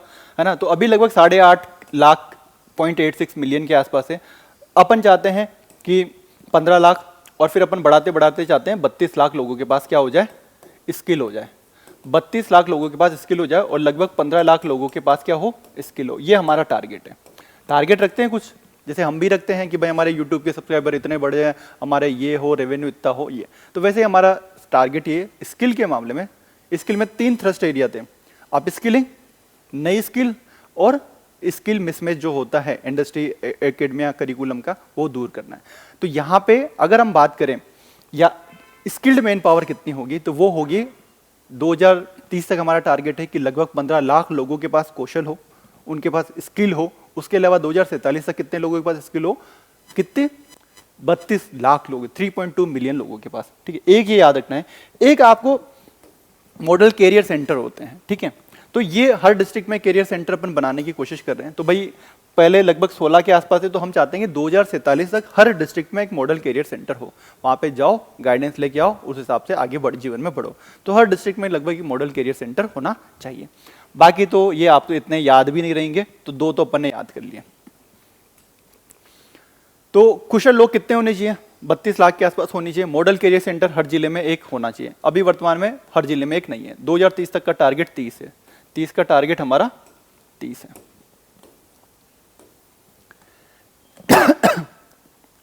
एक और है इसमें, जो भी आईटीआई इन सबसे पास आउट हुआ है, खुद का एम्प्लॉयमेंट खोल सके, खुद एंटरप्रेन्योर बन सके। तो आईटीआई से जितने भी पास आउट होते हैं, हम चाहते हैं कि उनमें से 35% क्या बन जाए, सेल्फ एम्प्लॉयर बन जाए। याद नहीं रहेगा, बोल वचन जाने दो। इसमें से ये जो आप मेंस में कभी लिख पाओगे तो वो यही है कि कुशल श्रमिक कितने हो, वो हमारे पास 2047 तक 32 हो और 15 लाख हो 2030 तक। मेंस में, प्रीलिम्स में कोई क्वेश्चन नहीं आएगा। ये डेटा अपन को जरूर याद रखना है, ठीक है। ये डेटा ऐसा है कि अपन जो टारगेट अपन ने कर रखा है, मैन्युफैक्चरिंग का शेयर कितना था। अब अगेन ये जो डॉक्यूमेंट है, ये इसमें पुराना शेयर है 2023-24 का, ठीक है। ये डेटा दे रखे हैं 2023-24 के। अपन ने 24-25 के डेटा देख लिए, तो ठीक है। 24-25 का डेटा अपन को याद है 10.76%। 24-25 में मैन्युफैक्चरिंग कितना करता है, पूरे जीएसवी में के अंदर कितना करता है, 10.76%। तो ये बढ़ा के 2047 तक इसका कंट्रीब्यूशन कितना हो, 20%, ठीक है। ये हमारा टारगेट है। और 2030 तक कितना हो, 14%, ठीक है। ये हमारा टारगेट है कि हम, और मैन्युफैक्चरिंग में ग्रोथ रेट कितनी थी, CAGR कितनी थी, 4.75%, 4.75%। टोटल CAGR कितनी थी इंडस्ट्री की, 4.36%, ठीक है। माइनिंग की कितनी थी, 2.56%। ये कंस्ट्रक्शन की 4.04%, ठीक है। तो अपन जो मैन्युफैक्चरिंग की बात करेंगे, हर साल 4.75% से बढ़ता है।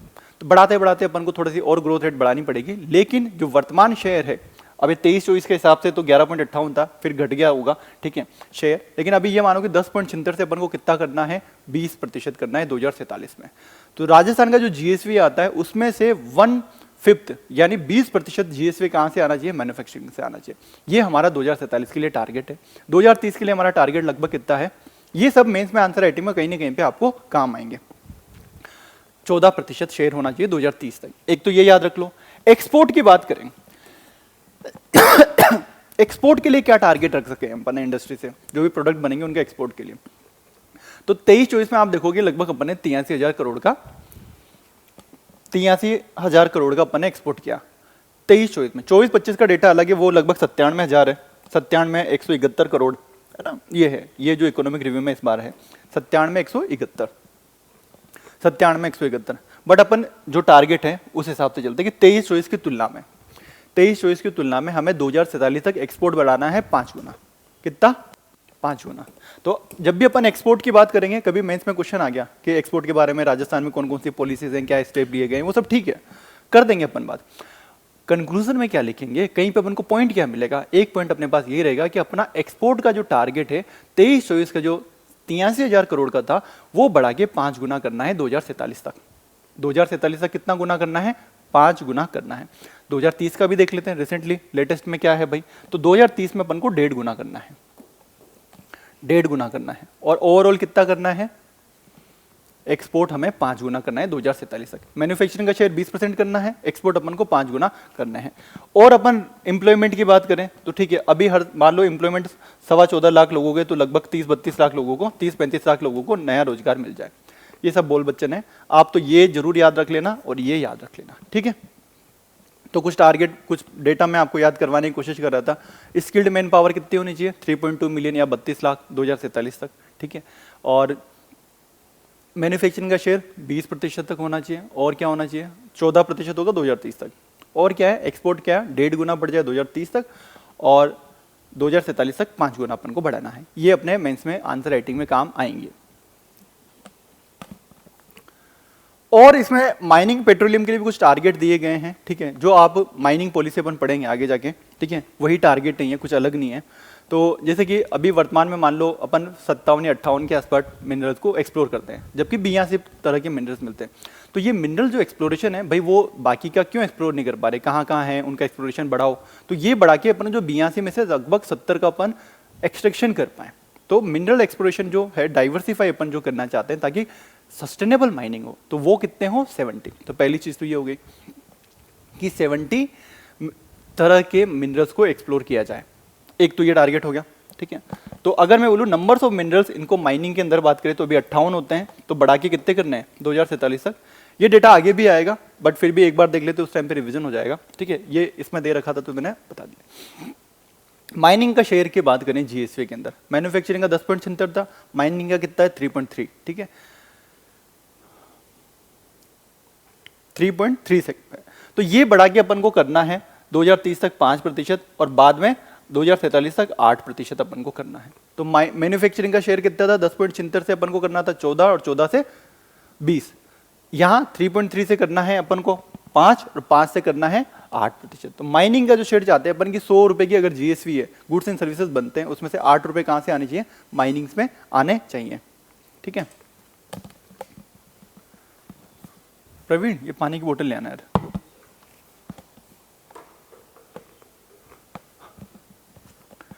ठीक है, तो एक टारगेट तो हो गया कि 70% के 70 तरह के मिनरल्स अपन को एक्सप्लोर करने हैं, ठीक है। माइनिंग का जो शेयर है 8% हमें बढ़ाना है, ठीक है, 3.3 से। उसके अलावा इन्वेस्टमेंट, ये याद नहीं रहेगा, 8 लाख करोड़ के आसपास का इन्वेस्टमेंट हो, ठीक है। डायरेक्ट एम्प्लॉयमेंट 1 करोड़ के आसपास का डायरेक्ट एम्प्लॉयमेंट होना चाहिए। कितना? माइनिंग से जो एम्प्लॉयमेंट मिलेगा डायरेक्ट इनडायरेक्ट तरीके से, कैसे भी माइनिंग सेक्टर से 1 करोड़ के आसपास के रोजगार हो। और जो अभी जो लैंड है, अगर राजस्थान के एरिया का जो बात करें, उसमें से माइनिंग जो है वो 0.68% पे होती है। इसको बढ़ा के राजस्थान के 2% भाग पे माइनिंग अपन को करनी है। तो लैंड अंडर माइनिंग अपन को 2% बढ़ानी है। तो माइनिंग के बारे में अपन बात करें तो भाई पहले तो मिनरल्स को डाइवर्सिफाई करो, तो भाई 70 कर दो। मिनरल से जो वैल्यू निकल के आती है, जो शेयर होता है जीएसवी के अंदर, 3.3 से 8 कर दो। रोजगार जो उत्पन्न होता है 1 करोड़ के आसपास का रोजगार हो जाए, ठीक है। इन्वेस्टमेंट जो होता है 8 लाख करोड़ का इन्वेस्टमेंट हो जाए उस टाइम तक। और सबसे जो लैंड है 0.68% है, उससे बढ़ा के 2% के आसपास अपन को करना है। ये सब आगे मिनरल पॉलिसी अपन पढ़ेंगे, उसमें भी ये सारी बातें आएगी कि 9% के आसपास के अपन को करना है, ठीक है।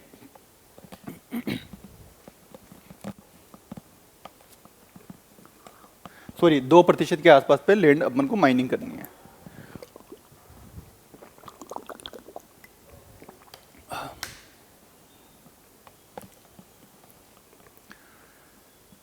ठीक है, तो जीएसवी में खनन क्षेत्र का हिस्सा कितना होना चाहिए? 8%। लक्षित निवेश 8 लाख करोड़ का हमारा टारगेट है। रोजगार सृजन 1 करोड़ का टारगेट है। खनन की भूमि कितनी हो? 2% हो। खनिजों की संख्या कितनी हो? 70 हो। ये हमारे टारगेट है 2047 के लिए। चैलेंजेस अपन बाद में देख लेंगे, जनरल बोल बच्चन है।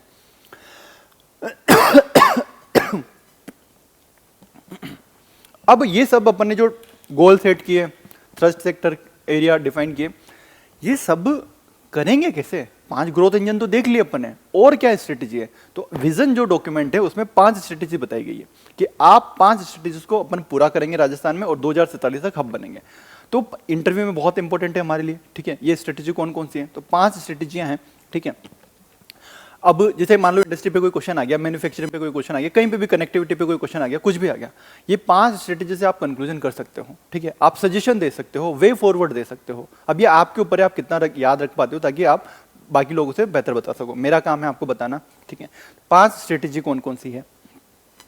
ठीक है। तो 5 स्ट्रेटेजी है। पहला तो अपन को इंफ्रास्ट्रक्चर का डेवलपमेंट करना है। सो कॉमन ही है बोल बचन, पर आगे मैं समझाऊंगा ये कैसे है। एक तो इंफ्रास्ट्रक्चर को और डेवलप करो, दूसरा है टाउनशिप जो है, मेगा इंडस्ट्रियल टाउनशिप, बड़े बड़े जैसे भिवाड़ी है वैसे मेगा इंडस्ट्रियल टाउनशिप बढ़ाओ, अभी बताऊंगा क्या है डिटेल में।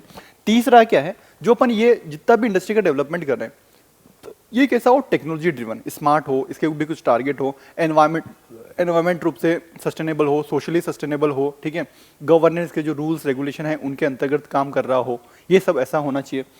दूसरा, एमएसएमई को हमें बहुत मजबूत करना है। एमएसएमई का रोल बहुत इंपॉर्टेंट है। राजस्थान की लगभग जीएसडीपी में 25% कंट्रीब्यूट करता है, लगभग 90 लाख लोगों को रोजगार देता है। इंडिया की बात करें तो लगभग 49% एक्सपोर्ट एमएसएमई से होता है। तो एमएसएमई को हमें और मजबूत करना है, ठीक है।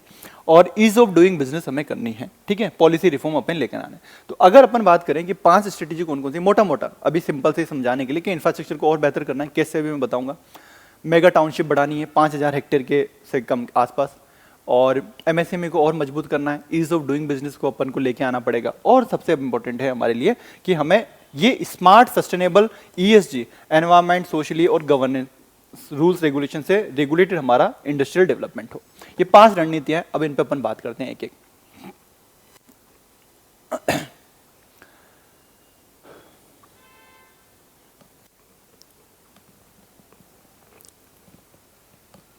आगे जब मैं इंडस्ट्री का चैप्टर में अपन आगे बढ़ेंगे तो इंडस्ट्री में अपन जब पढ़ते हैं तो मैं इस तरह से पढ़ाता हूं कि पहले अपन इंफ्रास्ट्रक्चर की बात करते हैं, फिर कनेक्टिविटी की बात करते हैं, फिर एमएसएमई की बात करते हैं, फिर मार्केटिंग, एक्सपोर्ट, ये सब बातें बताऊंगा धीरे धीरे। तो जब कनेक्टिविटी की बात करते हैं तो कनेक्टिविटी में जनरली अभी वर्तमान में राजस्थान में क्या है, अभी ये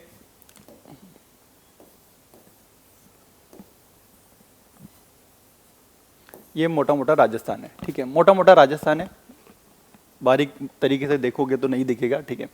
अब अपन ने क्या किया, एक western dedicated freight corridor, freight क्या, मालगाड़ी, फ्रेट क्या, मालगाड़ी, ठीक है। तो अपन ने एक स्पेशल मालगाड़ी का रूट बना दिया, ये कोई मालगाड़ी का रूट है, ठीक है, ये इस पर ट्रेन चलती है, इस पर सिर्फ मालगाड़ी आती है। अब अपन ने बोला, इसको बोला डेडिकेटेड है वेस्टर्न, है ना, इंडिया का प्रोजेक्ट है सेंट्रल का, वेस्टर्न डेडिकेटेड फ्रेट कॉरिडोर। अब इसके इर्द गिर्द अपन ने 150 किलोमीटर आप चले जाओ,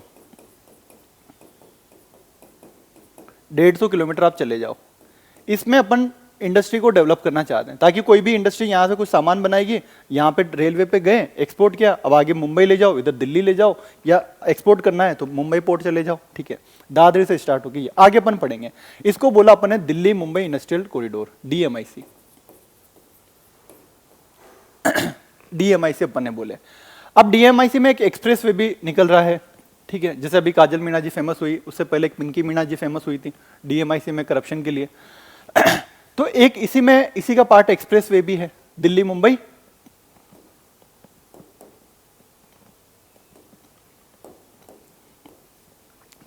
express way, Delhi Mumbai express way, highway है ना, इसी का पार्ट है ये एक्सप्रेस वे, ठीक है। तो अपन ये चाहते हैं ताकि भाई रेलवे से भी आप इससे भी, ठीक है, कर सको, ये अपन चाहते हैं। तो ये कॉरिडोर है। अब जो ये डीएमआईसी प्रोजेक्ट है, ये बड़ा प्रोजेक्ट है, ऐसे अपन 11 प्रोजेक्ट इंडिया में चलते हैं, उसमें सबसे इंपॉर्टेंट है डीएमआईसी, इंडस्ट्रियल कॉरिडोर का।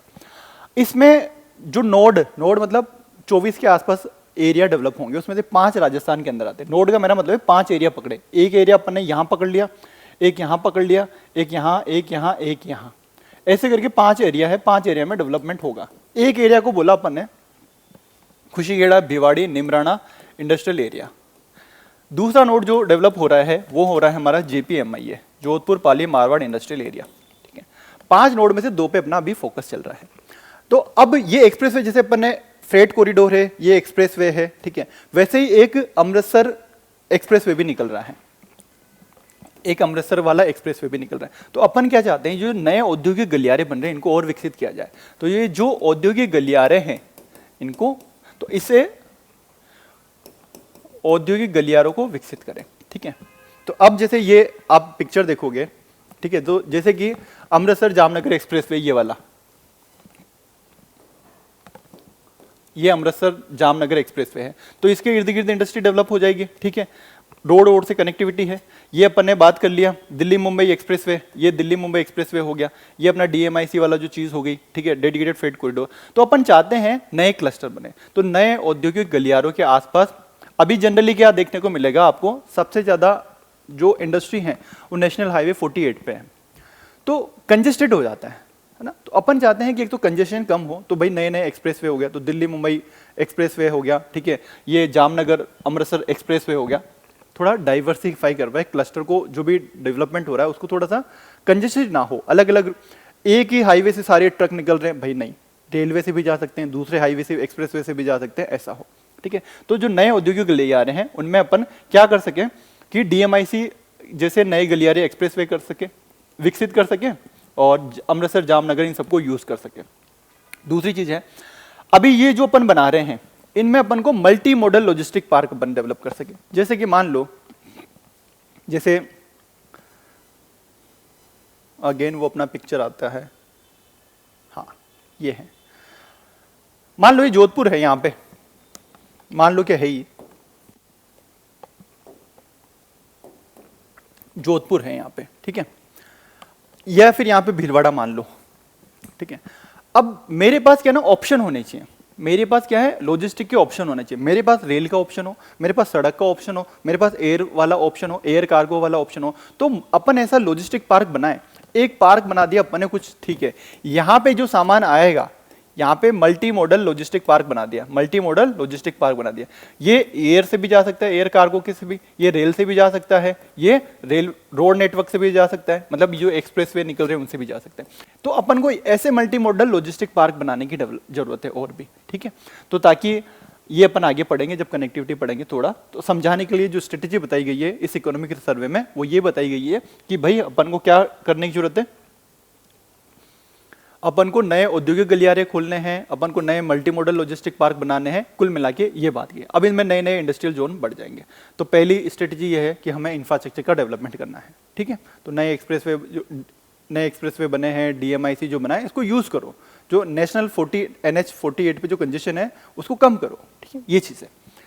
और प्रत्येक जिले में, है ना, हम क्या चाहते हैं, हर जिले की स्पेशल होती है, तो हर जिले में कोई स्पेशल प्रोडक्ट हो तो उसको आइडेंटिफाई करो और उस हिसाब से इंफ्रास्ट्रक्चर डेवलप करो, ठीक है। जैसे मान लो बूंदी है, अब बूंदी में राइस बहुत होते हैं, तो वहां पे कॉमन फैसिलिटी सेंटर बनाया जा सकता है राइस के लिए, ठीक है, राइस क्लस्टर बनाया जा सकता है ताकि वो और बढ़िया कर सकें। तो ये और नए नए जोन अपन बना सकते हैं। तो मोटा मोटा आपको ये याद रखना है, इंफ्रास्ट्रक्चर डेवलपमेंट एक स्ट्रेटेजी है जिसमें अपन नए औद्योगिक गलियारों पे थोड़ा सा जो कंजेशन NH 48 पे था उसको अपन कम करें, ठीक है, और इनको यूज करें, मल्टी मॉडल लॉजिस्टिक पार्क बनाएं, ये सब की बात है। दूसरी जो स्ट्रेटेजी दी गई है कि अभी जो डेवलपमेंट हो रहा है, अभी जो डेवलपमेंट आपको मिलेगा, नीमराणा ये भिवाड़ी नीमराणा वाला रीजन हो गया, पाली मारवाड़ वाला रीजन हो गया।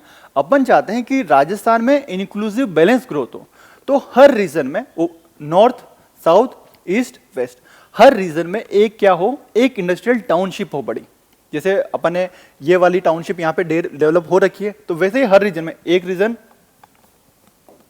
टाउनशिप अपन डेवलप करना चाहते हैं, ठीक है। एक इस रीजन में टाउनशिप हो, है ना, एक इस रीजन में टाउनशिप हो, एक इस रीजन में टाउनशिप हो, एक इस रीजन में टाउनशिप हो। तो अपन क्या चाहते हैं कि 4 टाउनशिप हो, 5000 हेक्टेयर के आसपास की टाउनशिप हमारे पास हो, ठीक है। 4 इंटीग्रेटेड इंडस्ट्रियल टाउनशिप होनी चाहिए 4 जियोग्राफिकल कॉर्नर्स पे, ईस्ट में एक हो, वेस्ट में एक हो, नॉर्थ में एक हो और एक सदर्न में हो। ये इतना सा याद रखना। जैसे नॉर्थ में है, ठीक है, तो ये नॉर्थ वाली हरियाणा बेल्ट में जुड़ी हुई है, ठीक है, दिल्ली एनसीआर में जुड़ी हुई है।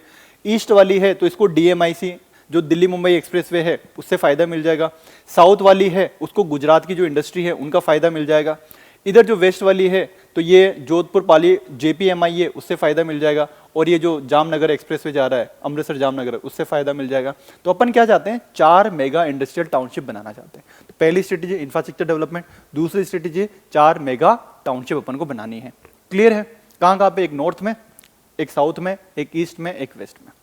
बाकी इससे ज्यादा अपन को नहीं है ना, पर ये इंटरव्यू में बोलने के लिए ठीक है हमारे लिए कि हम बैलेंस चाहते हैं, तो हर रीजन में एक एक टाउनशिप हो इंटीग्रेटेड बड़ी वाली, ठीक है, पूरा एरिया जिसमें 3-4 जिले आसपास कवर हो जाएं, ठीक है। तो हमारा उद्देश्य है कि 4 भौगोलिक कोनों में एक एकीकृत मेगा औद्योगिक टाउनशिप अपन स्थापित करें ताकि क्षेत्रीय संतुलित विकास हो सके। थर्ड स्ट्रेटेजी है कि हमने वही smart sustainable ESG compliant industry अपन करें। ठीक है, स्मार्ट इंफ्रास्ट्रक्चर हो, जो भी सारी चीजें एआई ड्रिवन हो, टेक्नोलॉजी से हो, है ना। इस फ्यूचर रेडी के लिए वाटर होना चाहिए, तो जो भी वेस्ट वाटर होता है उसको ट्रीट करके वापस अपन काम ले सकें, सस्टेनेबल डेवलपमेंट करें, रिन्यूएबल एनर्जी का अपन प्रयोग करें, कनेक्टिविटी बढ़ाएं, पावर करें, सॉलिड वेस्ट मैनेजमेंट करें। कुल मिला के बोल बच्चन वाली चीजें हैं। ठीक है, तो थर्ड स्ट्रेटेजी क्या है कि हम जो चाहते हैं इंडस्ट्री का डेवलपमेंट स्मार्ट हो और ईएसजी एनवायरनमेंट के हिसाब से, सोसाइटी के हिसाब से, गवर्नेंस के जो रूल्स के हिसाब से कंप्लाइंट हो, फ्यूचर रेडी हो, है ना। वाटर को, वेस्ट वाटर को ट्रीट कर सकें, रिन्यूएबल एनर्जी को यूज करें। ठीक है, ऐसा नहीं कि कोल पावर को यूज करें। ये हमारी थर्ड स्ट्रेटेजी है। ज्यादा कुछ इसमें दिमाग नहीं लगाना है, ये सब में दिमाग नहीं लगाना है। मैं समझा रहा हूं लेकिन दिमाग अपन को नहीं लगाना है ज्यादा, ना ज्यादा दिमाग पे प्रेशर लगाना है कि भैया एग्जाम में से पूछेगा कि 5 स्ट्रेटेजी, अरे नहीं पूछेगा इसे। ठीक है, पर मैं क्या बता रहा हूँ, इन आपको मेंस में, आंसर राइटिंग में, वे फॉरवर्ड में, सब में काम में आएंगी ये सब चीजें। चौथी स्ट्रेटेजी है एमएसएमई को बढ़ावा देना। पांचवी स्ट्रेटेजी है ना, तो ये तो नॉर्मल सी बात है कि पांचवी स्ट्रेटेजी एमएसएमई को बढ़ावा देंगे। ठीक है, इनका एक्सपोर्ट करने की कोशिश करेंगे, इनको स्किल देंगे, आगे अपन धीरे धीरे सब चीजें पढ़ते रहेंगे। और पांचवी स्ट्रेटेजी है व्यापार सुगमता या नीतिगत सुधार करेंगे, मतलब ईज ऑफ डूइंग बिजनेस अपन करेंगे। हर चीज कैसी हो, ऑनलाइन हो जाए, जीपीएस से अपन कर सकें, ठीक है, स्किल कर सकें, है ना, ये सब चीजें हैं। तो ये भी क्या है, ease of doing business and policy reform करना है। बस नाम याद रख लो, इससे ज्यादा अपन को कुछ याद नहीं रखना है। ठीक है, इससे ज्यादा याद नहीं रखें। 5 स्ट्रेटेजी थी। पहली स्ट्रेटेजी इंफ्रास्ट्रक्चर डेवलपमेंट, जिसमें अपन क्या कर रहे थे, मैंने मैप समझा दिया, अपन को नए औद्योगिक गलियारों का यूज करना है। ठीक है, दूसरी स्ट्रेटेजी थी 4 अपन को इंटीग्रेटेड टाउनशिप बनानी है 4 रीजन में। तीसरी स्ट्रेटेजी क्या है हमारी, ईएसजी और सस्टेनेबल कंप्लाइंट हो। ठीक है, चौथी एमएसएमई को अच्छा करनी, पांचवी क्या है, ईज ऑफ डूइंग बिजनेस करना है और रिफॉर्म करना है। ये बोल है, बाकी इनके अंदर आप लिख दोगे, ऐसा कुछ अलग से आएगा नहीं। क्लियर है 5 स्ट्रेटेजी। ठीक है, जो इंटरव्यू के लिए काम की चीज थी मैंने आपको बता दी। अब इसमें एक्शन प्लान दिया गया है कि इनको कैसे करेंगे, मिड टर्म में क्या करेंगे। तो आप जब भी इन फ्यूचर बजट की घोषणाएं देखोगे, ये सारे जो एक्शन प्लान बताए गए हैं किसी न किसी बजट में आते रहेंगे। जैसे इसमें बोला गया है कि अपन 5, है ना, मिड टर्म के लिए 2035 के लिए बात की गई है। 2035 की मैं बात कर रहा हूं। आपको 5 स्मार्ट इंडस्ट्रियल पार्क देखने को मिलेंगे, तो कभी खबर पड़ोगे आपकी ये चीज आई है। ठीक है, इलेक्ट्रिसिटी को प्रमोट कर रहे हैं, ये सब बोल बच्चन वाली चीजें। इनमें से जो याद रखना है ना, वो ये है कि भीलवाड़ा में in future upon mega textile park बनाएंगे, 5 स्मार्ट औद्योगिक पार्क बनाएंगे, प्रत्येक जिले में सेंटर ऑफ एक्सीलेंस खोलेंगे टेक्नोलॉजी के हिसाब से। ठीक है, कच्चे तेल के उत्पादन में 1.5 गुना वृद्धि करेंगे। ठीक है, ये सब है, याद रह जाए तो ठीक है, वरना कोई मतलब वाली बात है नहीं है। ये जो पढ़ा रहा हूं ये ज्यादा काम की चीज नहीं है, सजेशन में आप लिख सकते हो, अपने हिसाब से देख लेना, कुछ ज्यादा इंपॉर्टेंट नहीं है।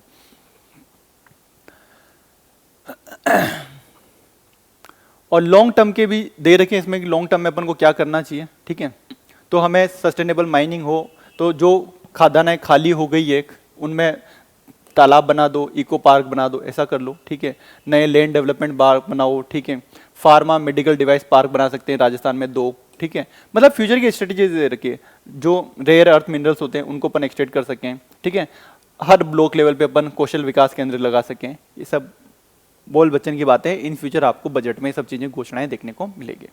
ठीक है, तो अपन ने क्या देखा, इंडस्ट्री के अंदर, अपन ने इंडस्ट्री के अंदर ये देखा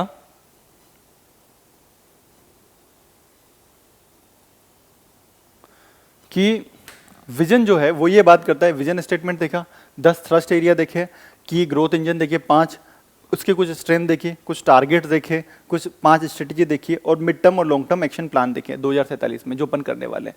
अब 10 नंबर का कोई क्वेश्चन आ जाए, या इवन 10 नंबर का या इंडस्ट्री से कोई भी क्वेश्चन आ जाए, इसको अपन को यूज करना है। ठीक है, इसको अपन को यूज करना है विकसित राजस्थान को। ठीक है, तो ये क्लियर है आपको, विकसित राजस्थान क्लियर है, इंडस्ट्रियल डेवलपमेंट का क्या विजन है हमारे लिए 2047 के लिए, क्लियर है? कोई डाउट किसी को? कमेंट करके बता सकते हो आप।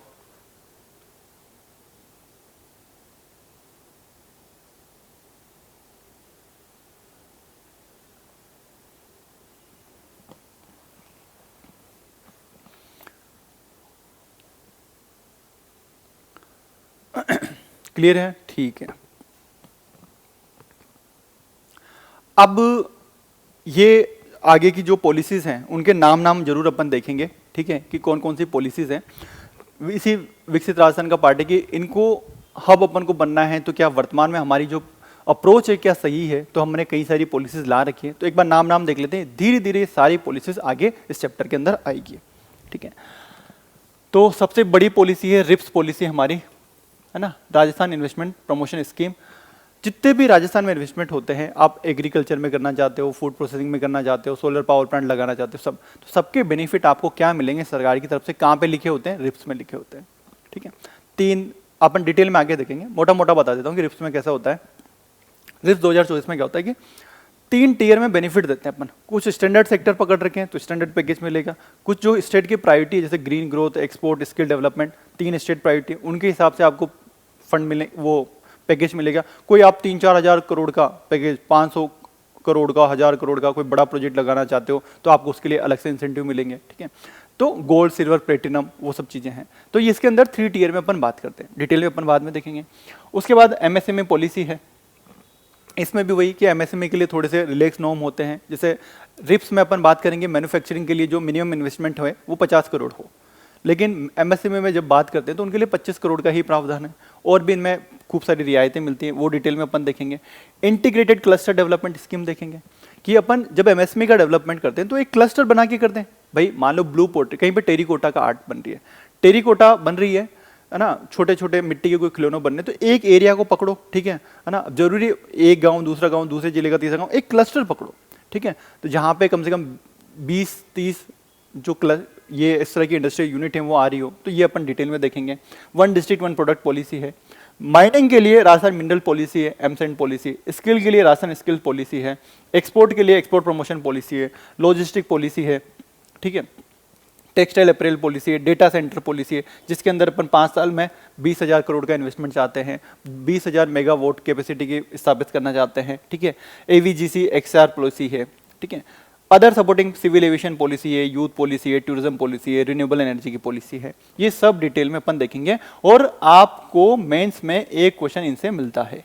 मेंस में 10 मार्कर का एक क्वेश्चन इनमें से किसी से भी पूछा जा सकता है, 10 या 5 मार्कर का, ठीक है। तो ये भी अपन को इस चैप्टर में अपन डिटेल में देखेंगे, ठीक है। तो आज का शुरू का जो पार्ट था ओवरव्यू, वो प्रीलिम्स के हिसाब से इंपॉर्टेंट था, बाद का जो विजन वाला पार्ट था वो मेंस के हिसाब से इंपॉर्टेंट था।